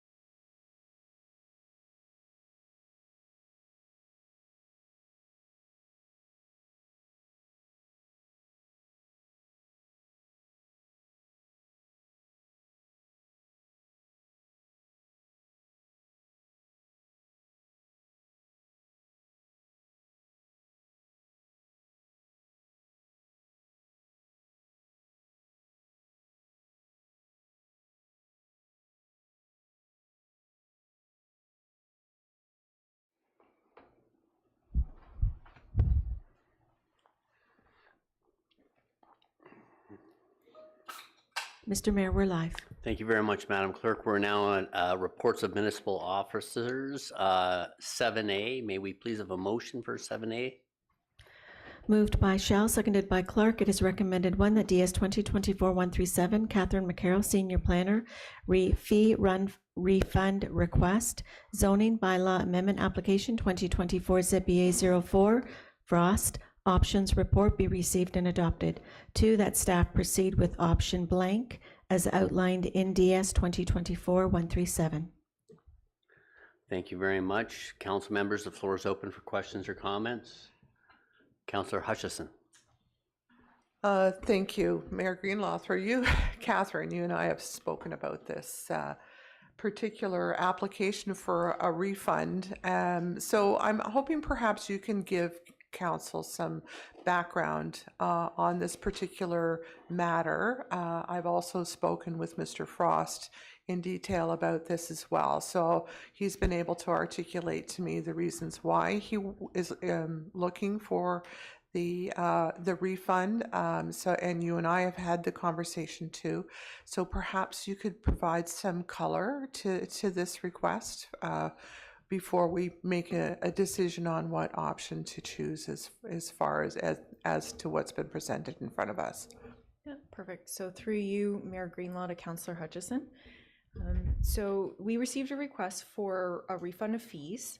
Now, there were quite a few previous planning applications, so I'll go through a little bit of the history just so you understand why we made the recommendations that we did to the applicants. So back in 2010, the applicants had obtained approval for a zoning bylaw amendment to rezone the lands to permit a bed and breakfast establishment. Later in 2010, the hold was removed after the applicants had entered into a site plan agreement. And then in November of 2023, the site plan agreement was removed from title because the bed and breakfast was no longer in use. And then shortly after that, in 2023, the applicants conveyed approximately 39 hectares to Simcoe County to enlarge their county forests. And as a result of that, they actually ended up creating a new residential lot. So now for the zoning bylaw amendment, in May, the applicants submitted a zoning bylaw amendment to remove the holding provision. However, through our background research, we determined there was actually a mapping error and that the holding provision had been removed. Now, we provided recommendations to the applicants that they continue with their ZBA in order to remove the exception since the bed and breakfast is no longer in operation. Now, this typically would have been required as part of the consent application as a condition of consent, but since it went through Simcoe County and they were conveying lands to the county, they didn't actually have to go to Development Services Committee for approval. So the applicants are requesting a full refund for 2 reasons. One, because their application was originally to remove the holding provision, which through our research has already been removed. And 2, the applicants are proposing to transfer Part 2 on the reference plan, which is attached as Schedule 1 to the report. They're proposing to transfer it to the township because Bass Lake Side Road actually runs through that part. So I did provide 4 different options in terms of whether or not you want to proceed with a refund or the different options. So I'll leave that open if there are any questions. Any other further questions from Councillor Young? Yeah, thank you, Mayor. What amount of money are we talking about, Catherine? Sorry, can you repeat that? The amount of money that we're talking about in terms of the potential or proposed refund? Okay, so through you, Mayor Greenlaw, to Councillor Young, it's $2,700 for the application.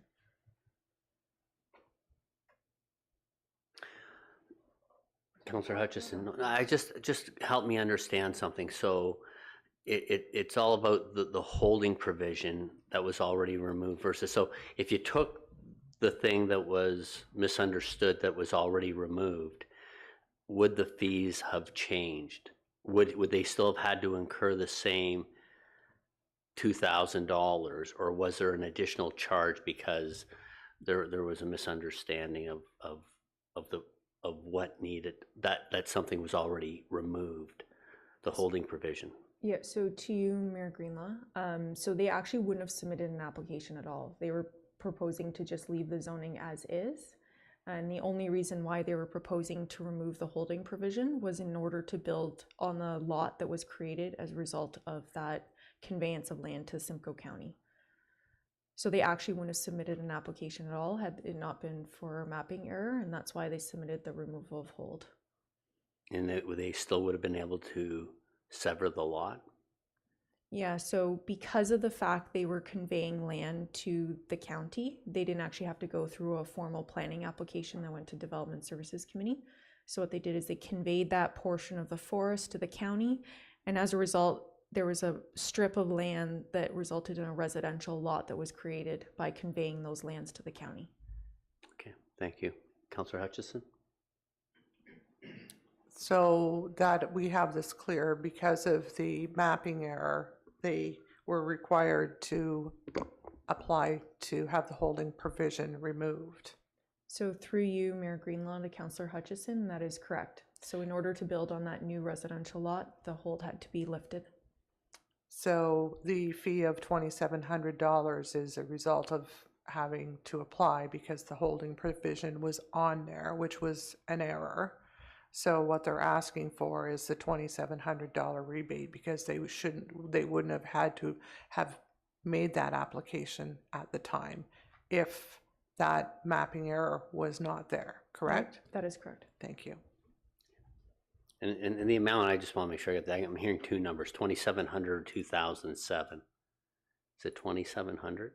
It's 2,700, but I'm just pulling up the application just to confirm 100% that that's what they paid.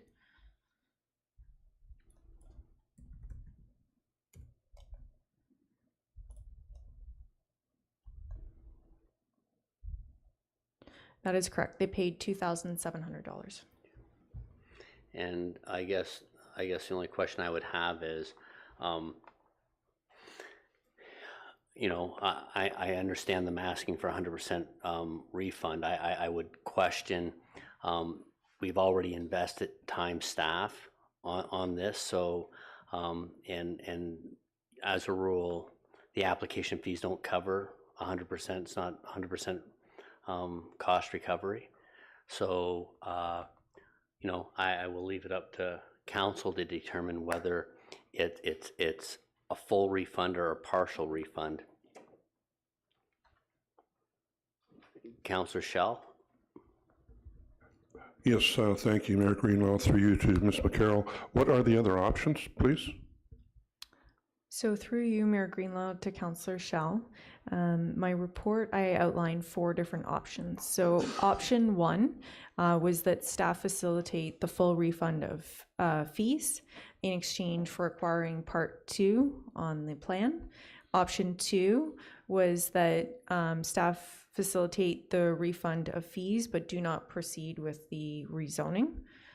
Option 3 was that staff facilitate a partial refund at the discretion of council, and option 4 was that the request for fee refunds be refused.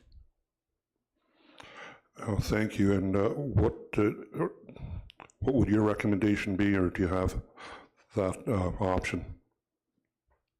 I do not have a recommendation. Yeah, I'm no, the leaving staff that up won't, to you know. Yeah, that's what I figured. I just wanted to confirm because you usually would get, you know, approve or disapprove or defer from you guys. So just wanted to hear it from you. Thank you. Councillor Hutchison? Thank you, Mayor Greenlaw, through you, again, to Catherine. When you speak to part 2, maybe we can get some more clarity on this as well. That, are we referring to our township road that actually is on this individual's private property? So through you, Mayor Greenlaw, to Councillor Hutchison. So yes, part 2 on the reference plan that's attached as Schedule 1 to the report, the Bass Lake Side Road actually runs through part 2.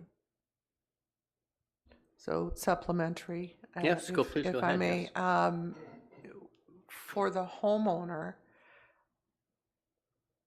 what responsibility do they have, or do we have, that we now have the situation where we have the Bass Lake Side Road on their property. I mean, what we're looking to do is to convey that, they're looking to convey that back to the township, correct? That is correct. Okay. And what are the pros and cons of not conveying it back to the township? Because that's in part of your recommendation. I need to understand sort of the pros and cons. So through my discussions with the applicant's lawyer, it sounded like regardless of the outcome of the zoning bylaw amendment, they were hoping to work with the township to give us part 2.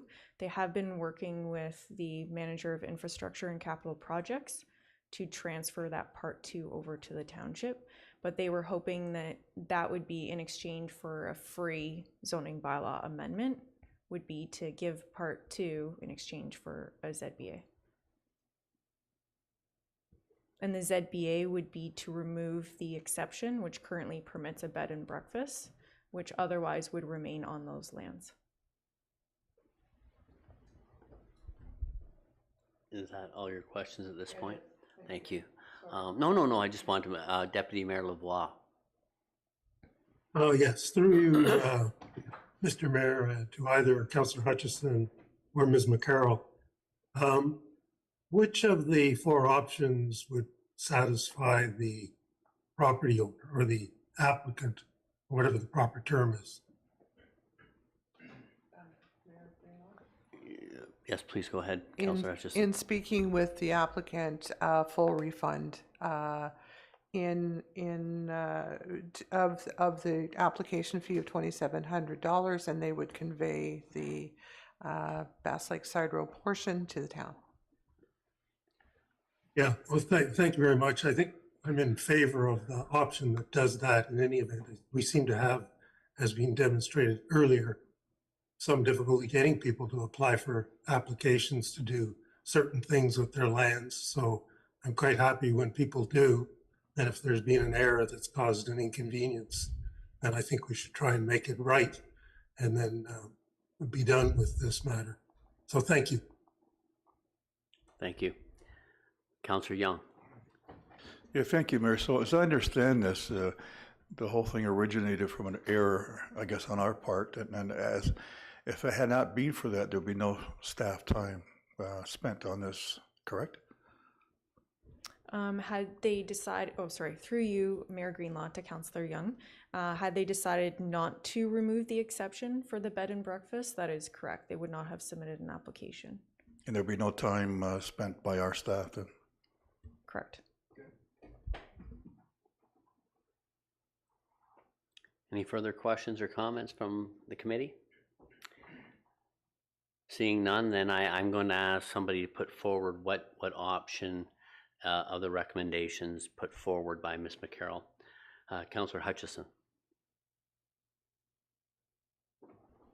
And then Deputy Mayor Lavoie. Sorry, I would recommend option 1, that staff facilitate the refunded fees for zoning bylaw amendment and proceed with the rezoning of the 3 parcels to remove exception 197 free of charge in exchange for acquiring part 2. Deputy Mayor Lavoie. I would second that motion. Okay, so just saying, I want to be clear about it. An error was made, and we're correcting the error, and that is a full refund of the fees incurred to date. Is there further applications and work to be done on this file in order to bring it to closure? So to you, Mayor Greenlaw, yes, there would be a bylaw that would come to the committee or to council for approval to remove the exception 197, which currently permits a bed and breakfast on all 3 lots. So I'm asking, so is that technically 3 zoning amendments, 3 separate zoning amendments? We had considered it all part of one application. It was originally last year 1 lot. And because of the conveyance to Simcoe County at the end of last year, it became 3 lots. So we are considering it all part of one application.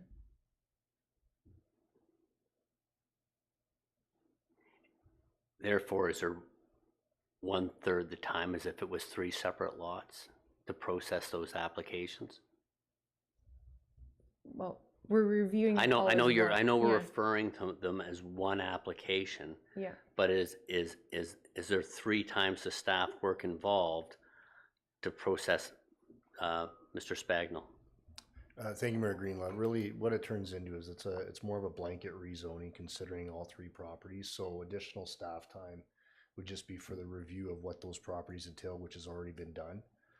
So it's a blanket rezoning, and on that basis for this specific matter, there really wouldn't be any additional staff time other than what Ms. McCarroll's outlined with respect to processing the application. Thank you very much for that clarity. Okay. So we have a motion on the floor with option 1, Madam Clerk. Do you want the motion reread, or does everyone remember the motion and understands what number 1 is? Or would you just like option 1 read so you just know what you're voting on? We just have option 1 read so that the committee knows what we're voting on, please. And to confirm, please, when I put the motion on the floor, I had indicated moved by Shell and seconded by Clark. Is that still? I guess the thing is, are you comfortable with the option that's been proposed? Okay. Thank you. Moved by Shell, seconded by Clark, and option 1, that staff facilitate the refund of fees for zoning bylaw amendment 2024 ZBA 04 Frost and proceed with the rezoning of the 3 parcels to remove exception 197 free of charge in exchange for acquiring part 2 on plan 51R29419. Is the committee happy with that, or understands and is comfortable with that motion? I don't see any complaints, so then I'll call the vote. All in favor? Opposed? I see none opposed. That is carried. Thank you very much. This will now take us on to item 7B. May we have a motion for 7B, please, Madam Clerk? Moved by Lavoie, seconded by Young. It is recommended 1 that DS 2024-131, George Benabancour, Manager, Planning, Special Projects, Rezoning Bylaw Amendment Application 2024 ZBA 10, ATS Holdings Corporation, applying to lands located at 1904 Old Berry Road East, Township of Oro-Medonte, be received and adopted. 2, that zoning bylaw amendment application 2024 ZBA 10 by ATS Holdings Corporation, specifically to rezone the subject lands from institutional I zone to local commercial exception 365 LC 365 to permit a private vehicle repair and maintenance shop on lands located at 1904 Old Berry Road East, Township of Oro-Medonte, be approved. 3, that the staff bring forward the appropriate bylaw for council's consideration, and 4, that the applicant be advised of the decision under the Director of Development Services signature. Council floor is open for any questions or comments in regards to this matter. I see none. Then I'll call the vote. All in favor? Opposed? I see none. That is carried, and we're now on to item 7C. May we please have a motion for 7C, Madam Clerk? Moved by Hutchison, seconded by Shell. It is recommended 1 that DS 2024-138, Catherine McCarroll, Senior Planner, Reminor Variance Application 2023-A54 Revised, Miroslava and Stefan Morena, 77 Shoreline Drive, be received and adopted. 2, that minor variance application 2023-A54, specifically for permission to build a detached accessory building garage with an increase in height of 5.21 meters, 17.1 feet, an increase in floor area of 146.6 square meters, 1,600 square feet, and build an addition to the existing non-complying single detached dwelling, which increases the floor area of the dwelling by 83.1 square meters, 894.5 square feet, within the required 20.0 meters, 65.6 feet setback from the average high watermark of Lake Simcoe, and within the required 3.0 meters, 9.8 feet interior side yard setback on lands municipally known as 77 Shoreline Drive, Township of Oro-Medonte, be approved, subject to the conditions as outlined in DS 2024-138. 3, that the applicant be advised of committee's decision under the Secretary Treasurer's signature. Thank you very much, Madam Clerk. Any comments, questions? The floor is open at this time. Seeing none, I'll call the vote. All in favor? Opposed? Seeing none, that is carried. And we are now on to motion 7D, please, Madam Clerk. Moved by Young, seconded by Lavoie. It is recommended, one, that DS 2024-129, Andy Karaskakis, Manager Planning Services, rezoning bylaw amendment application 2024 ZBA 12, Hangao and Yu Young, 1667 Ridge Road East, be received and adopted. Two, that zoning bylaw amendment application 2024 ZBA 12, specifically to rezone the severed lands from the agricultural rural exception ARU 15 zone to the residential 1 R1 zone on lands municipally known as 1667 Ridge Road East, Township of Oro-Medonte, be approved. Three, that the appropriate staff bring forth the bylaw for council's consideration. And four, that the applicant be advised of committee's decision under the Director of Development Services signature. I'll open the floor for the committee for any questions or comments at this time. Oh, there we are. Deputy Mayor Lavoie, please. Yes, thank you very much. And thank you, everybody, for the earlier discussion on this matter. I just wanted to clarify that with the severance of these three lots and no other undertakings, that there would be a hydrogeological study that verified that there was sufficient water capacity so as not to impair the functioning of the existing wells in the area. No, I concur. That is correct, and I believe Mr. Spagnell concurs as well. So I thank you for those comments. Is there any further comments, or did you have a supplemental? There you go. Yes, please. I think the secondary underlying question from the residents was, should it, despite the presence of such a study and the verification that the water would not be impaired, should the water flow be impaired, what are the remedies? I'll pass that through to Director Spagnell. Thank you, Mayor Greenlaw. So just to confirm the question, we're seeking to see what the remedies would be if there was an impairment to surrounding wells as a result of the severance of these three lots and any future development in the area. I just would like to confirm, please. Is that correct, Deputy Mayor? No, it's solely to deal with the three lots. The future development, I think we got sort of wrapped up in as a secondary aspect of the application. So it's just the three lots. So whoever's doing the study, are they giving their professional opinion that the water flows will not be impaired to the wells of the surrounding area? And if so, what remedies do the property owners of the surrounding area have should that professional report not be correct? And the subsequent effect is that the wells are affected. Thank you for the clarification, Deputy Mayor Lavoie. So as noted earlier, the condition of approval specifically references the need for a hydrological study to determine the availability of groundwater. From my understanding, just based on the discussion that occurred, that there's monitoring that's already underway. I was seeking clarification as to what that monitoring was a result of. And it's my understanding that the developer, Cambium, is actually conducting monitoring in the area to determine the extent of, I guess, the availability of the water in the aquifer. Now, from a remedy perspective, if the monitoring is determined, there's baseline water flows that are determined, and as a result of these three lots, there's an impairment on existing wells. Essentially, there's two things that could happen. One, I would say that the developer would be responsible for the issues contained in the well, but two, there would most likely be some form of an order coming from the Ministry of Environment related to the provision of water and the impact on the wells.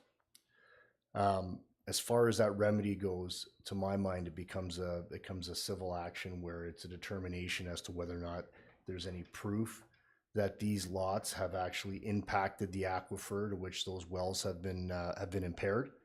And it really does come down to a lawsuit to determine damages on that in that respect.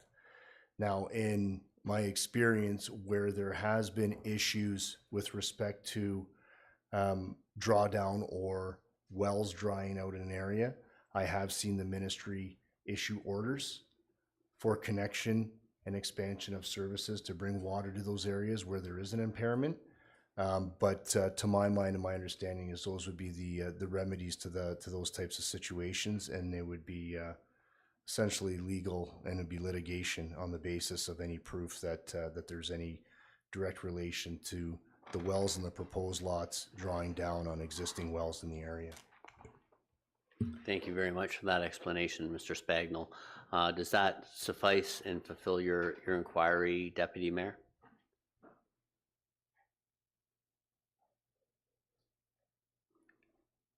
Yeah.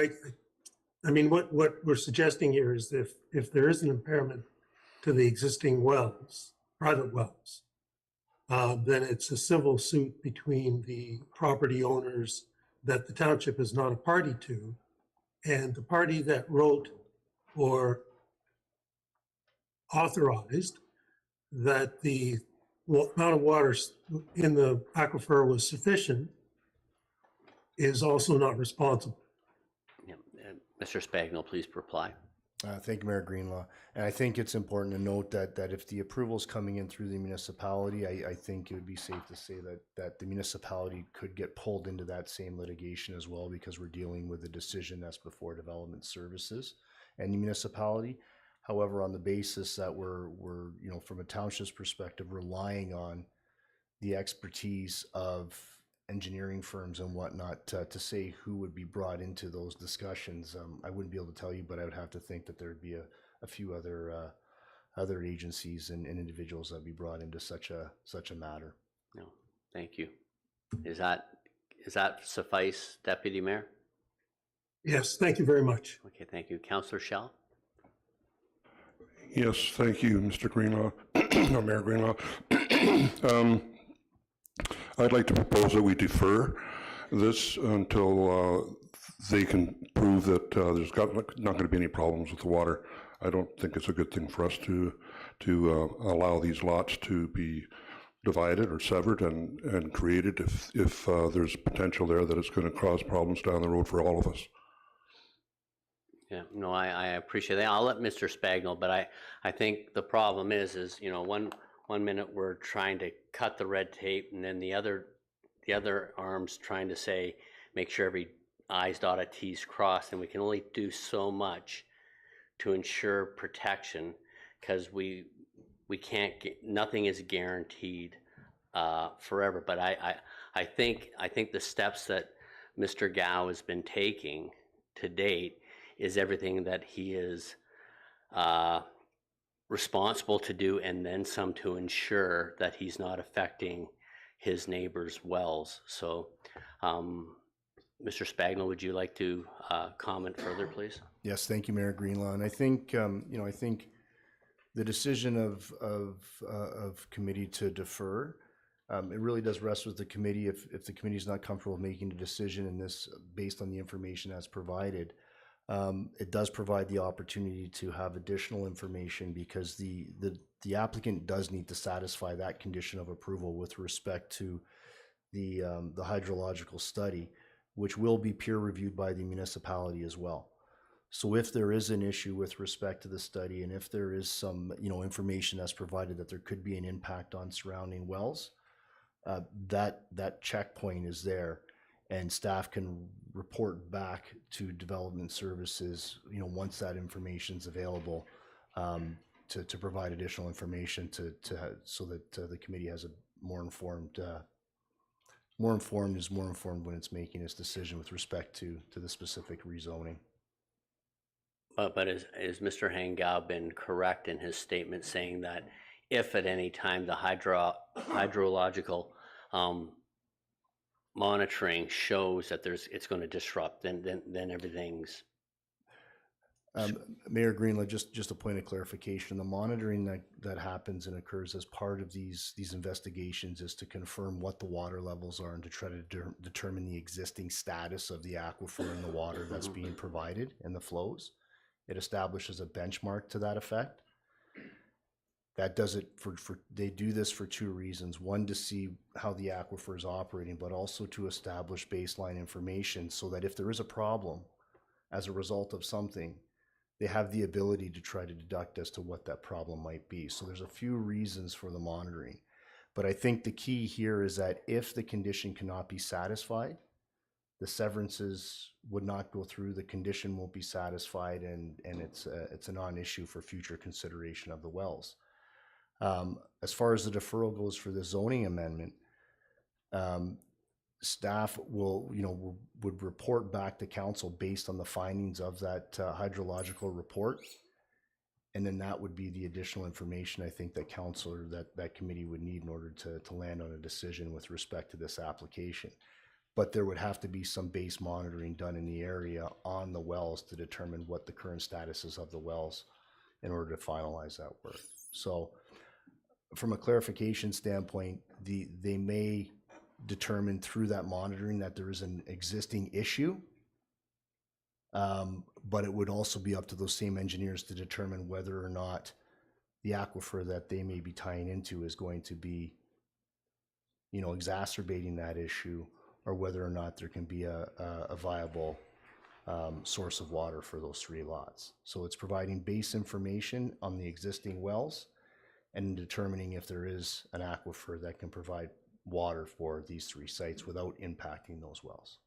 And that would be the basis for the work that'd be done.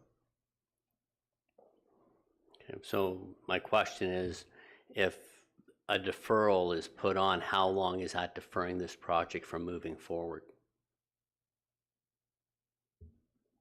Mayor Greenlaw, I think as far as the deferral for the project moving forward, it would be until the study has been completed and there's been a peer review conducted as well to take a look at that from, so I wouldn't be able to guess as to how long that would take. Yeah. And with any other, I guess my only other question would be, are we setting precedent for any time there's 3 homes being built within the township that we put them through the same rigorous extra work above and beyond than what's usually required? Mayor Greenlaw, I think in this instance, the additional work, and I'll ask Manager Karaskakis to correct me if I'm wrong, but typically these types of reports and whatnot are required through a pre-consultation. And if there's a known issue in the area with respect to wells, then that's why that requirement would be added. If say, for example, there was 3 severances in an area where there's no history of any issues with wells and whatnot, then that might not be a requirement, but it's based on each specific application. So I wouldn't say we're setting a precedent. I think it just depends on the specific situation and what comes out of any pre-consultation and discussion amongst township staff and the applicable agencies. Okay. Deputy Mayor Lavoie. Yes, thank you very much. Although it's a tempting idea, I'm not sure I support the notion of a deferral, since the hydrological study is going to take place anyway and acts as a no-go or no-go gate for the purposes of this application. So I think should the study show that there are going to be impacts, then there'll have to be something done about it. And should it show that there aren't going to be impacts, then it would just proceed as intended. So I don't think it needs further council review to intercept that decision point. So that's my thought on whether or not we defer or approve. Okay. Councillor Hutchison and then Councillor Schell, please. And thank you, Mayor Greenlaw, through you. And just so that I'm clear, if we did agree to a deferral, would that perhaps set the stage for the applicant to file a concern?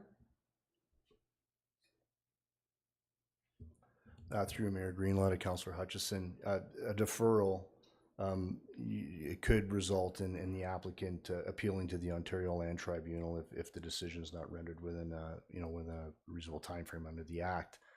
That said, I mean, it's up to the committee to determine what information it feels is needed in order to arrive at a decision for these matters. So, I mean, that prospect is there in every case that we're dealing with applications under the Act. Councillor Shell. Yes, thank you, Mayor Greenlaw. My concern right now is that if we push this through and they get their 3 lots, they're established, and then we come back with a report that you're not going to be able to service them, then we're not doing anybody a good service here. Yes, but I believe, and I correct, is the 3 lots have already been approved for severance. Mr. Mayor, yeah, that is correct. The 3 residential lots have been conditionally approved by the Development Services Committee at their meeting in August. The conditional approval was based on several conditions being fulfilled and satisfied. The applicant has 2 years within that August decision to fulfill these conditions. One of the conditions is for the applicant to apply for rezoning, to rezone the lands to the residential zone. That's the subject of the application tonight. Another condition was that the applicant prepare and provide a hydrological study to be reviewed by the township to determine that there's adequate groundwater supply. And that's a condition that needs to be satisfied. If that condition is not satisfied, then the developer does not get these lots, and the consent applications they lapse for the condition not being fulfilled. Thank you very much. Sorry, supplemental? Yeah, please.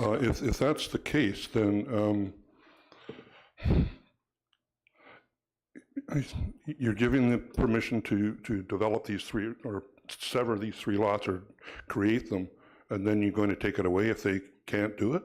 There's conditions within the severance. So there are conditions within the severance of the 3 lots that Mr. Hangau has to fulfill in order for the project to move forward. So I think the conditions are there, although I'm happy to put your motion on the floor to be supported or not. And then depending on the outcome of that, we would, if it wasn't supported, we would go back to the motion that was originally read by the clerk. Okay, so I think Councillor Young. Yeah, thank you. Just listen to Mr. Spagnoli there in terms of a baseline establishing where the level of, I guess, the water in the wells adjacent to that. That makes sense to me in terms of establishing a baseline, and would potentially drilling 3 additional wells have any impact on whether they go up or down type of thing. Again, that makes sense to me. But I understand your concern about setting a precedent, because I can remember this council approving 10 wells on a street last year, I suppose, or this year, I guess it was, but right across the road from established residences already, and they all had their own well. It was on a street. We approved that those 10 residences were well. So I can understand, again, your concern about that, but in that case, there were no objections from the neighborhood or established residences there. So. Okay. So I'm going to say there is a motion on the floor to defer this matter. So, Madam Clerk, do you want to read the deferral motion and then vote on that? And then we will, that'll determine, well, you'll need a second or so. I guess, Madam Clerk, do you want to call for a seconder and let's... That would be correct, Mr. Mayor, if there is a seconder for the draft deferral motion.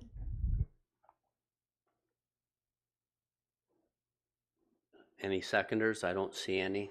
So then I guess this will put us back to the original motion. Is there any further comments? If not, then I'm going to call the vote. Everyone, the motion's been read already. So I'll call the vote. All in favor? Opposed? And that is carried.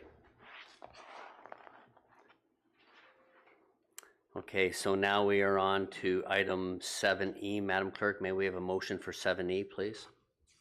Moved by Hutchison, seconded by Young. It is recommended, one, that DS 2024-135, Catherine McCarroll, Senior Planner, rezoning bylaw amendment application 2024 ZBA 15, Sherry and Donald Hubbard, 404 Ridge Road East, be received and adopted.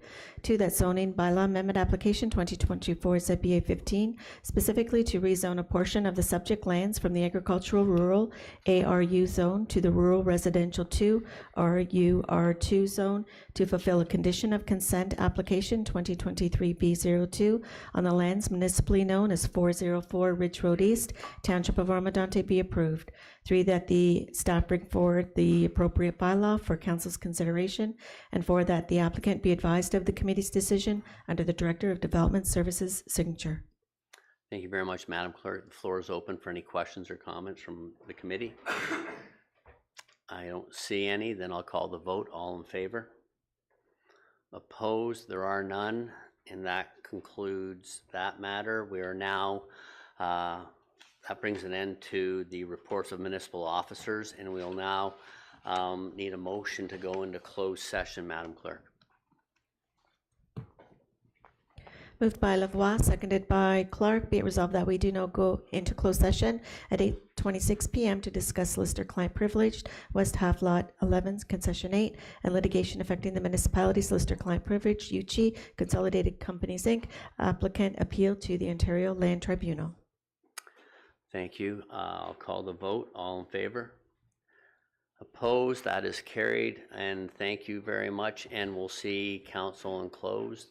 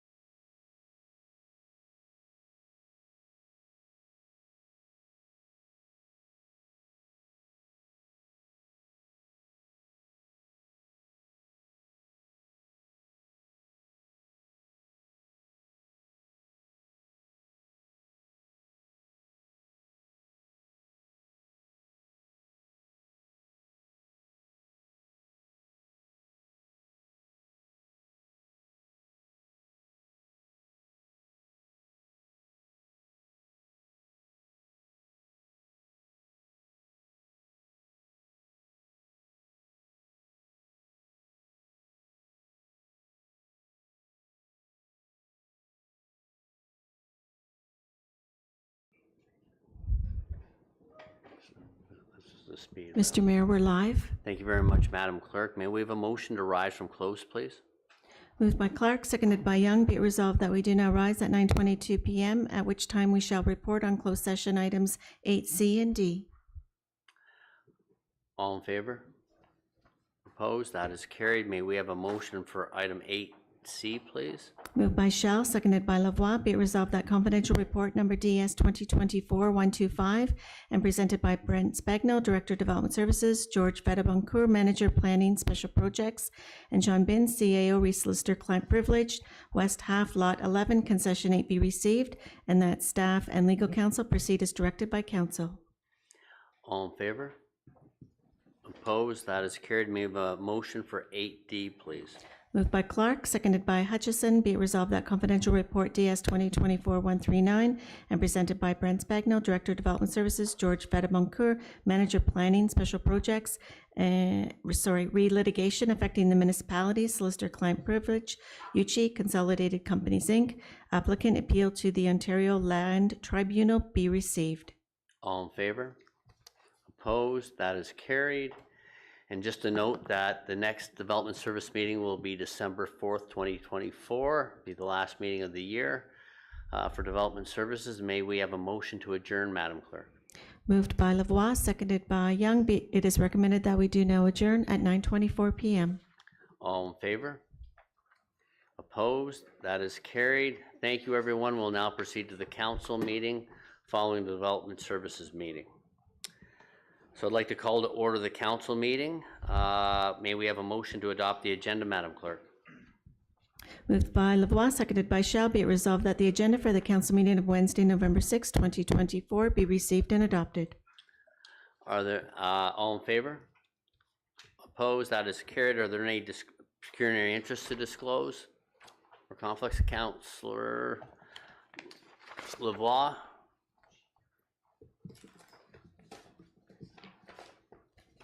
Yes, I think in the approval of the proceedings of the Development Services Committee meeting, I would have to be recused from item 6A of said development, or 6B of the Development Services Committee meeting for the same reason of bias.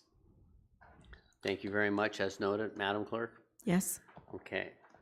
May we have a motion for the draft minutes of the previous council meeting? Members of council, are there any changes to the draft minutes?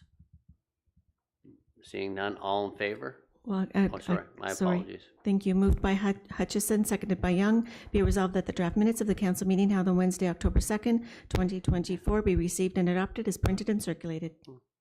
All in favor?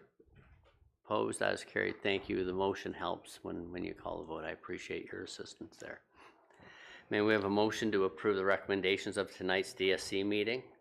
Thank you. The first motion will be with to approve the recommendations with the exception of item 6B to be voted on separately in accordance with the disclosure. Moved by Clark, seconded by Hutchison. Be it resolved that the recommendations of the Development Services Committee meeting held on Wednesday, November 6, 2024 be adopted with the exception of item 6B to be voted on separately. All in favor? Opposed? That is carried. May we have a separate motion now for item 6B? Moved by Young, seconded by Clark. It is be it resolved that DS 2024-130, Yubing Fan Planner Reminor Variance Application 2024-A50, Broad 119 Lakeshore Road West be received and adopted.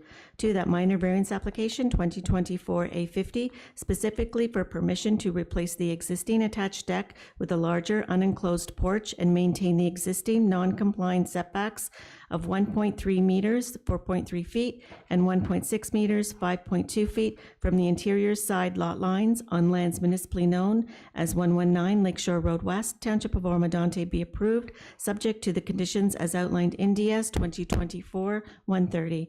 And 3, that the applicants be advised of council's decision under the Secretary Treasurer's signature. Thank you. All in favor? Opposed? That is carried. May we have the motion for the draft bylaws, please? Moved by Young, seconded by Lavoie. Be it resolved that bylaw numbers 2024-122, 2024-123, and 2024-124 be read a first, second, and third time passed, being engrossed by the Deputy Clerk, signed and sealed by the Mayor. Are there any questions of the draft bylaws? Seeing none, I'll call the vote. All in favor? Opposed? That is carried. Confirmation bylaw, may we have the motion, please? Moved by Shell, seconded by Clark, be it resolved that bylaw number 2024-125, being a bylaw to confirm the proceedings of the council meeting held on Wednesday, November 6, 2024, be read a first, second, and third time, passed, be engrossed by the deputy clerk, signed and sealed by the mayor. All in favor? Opposed? That is carried. And may we have a motion to adjourn, please? Moved by Hutchison, seconded by Lavoie, be it resolved that we do now adjourn at 9:28 p.m. All in favor? That is carried. Thank you much, everybody, and have a great evening.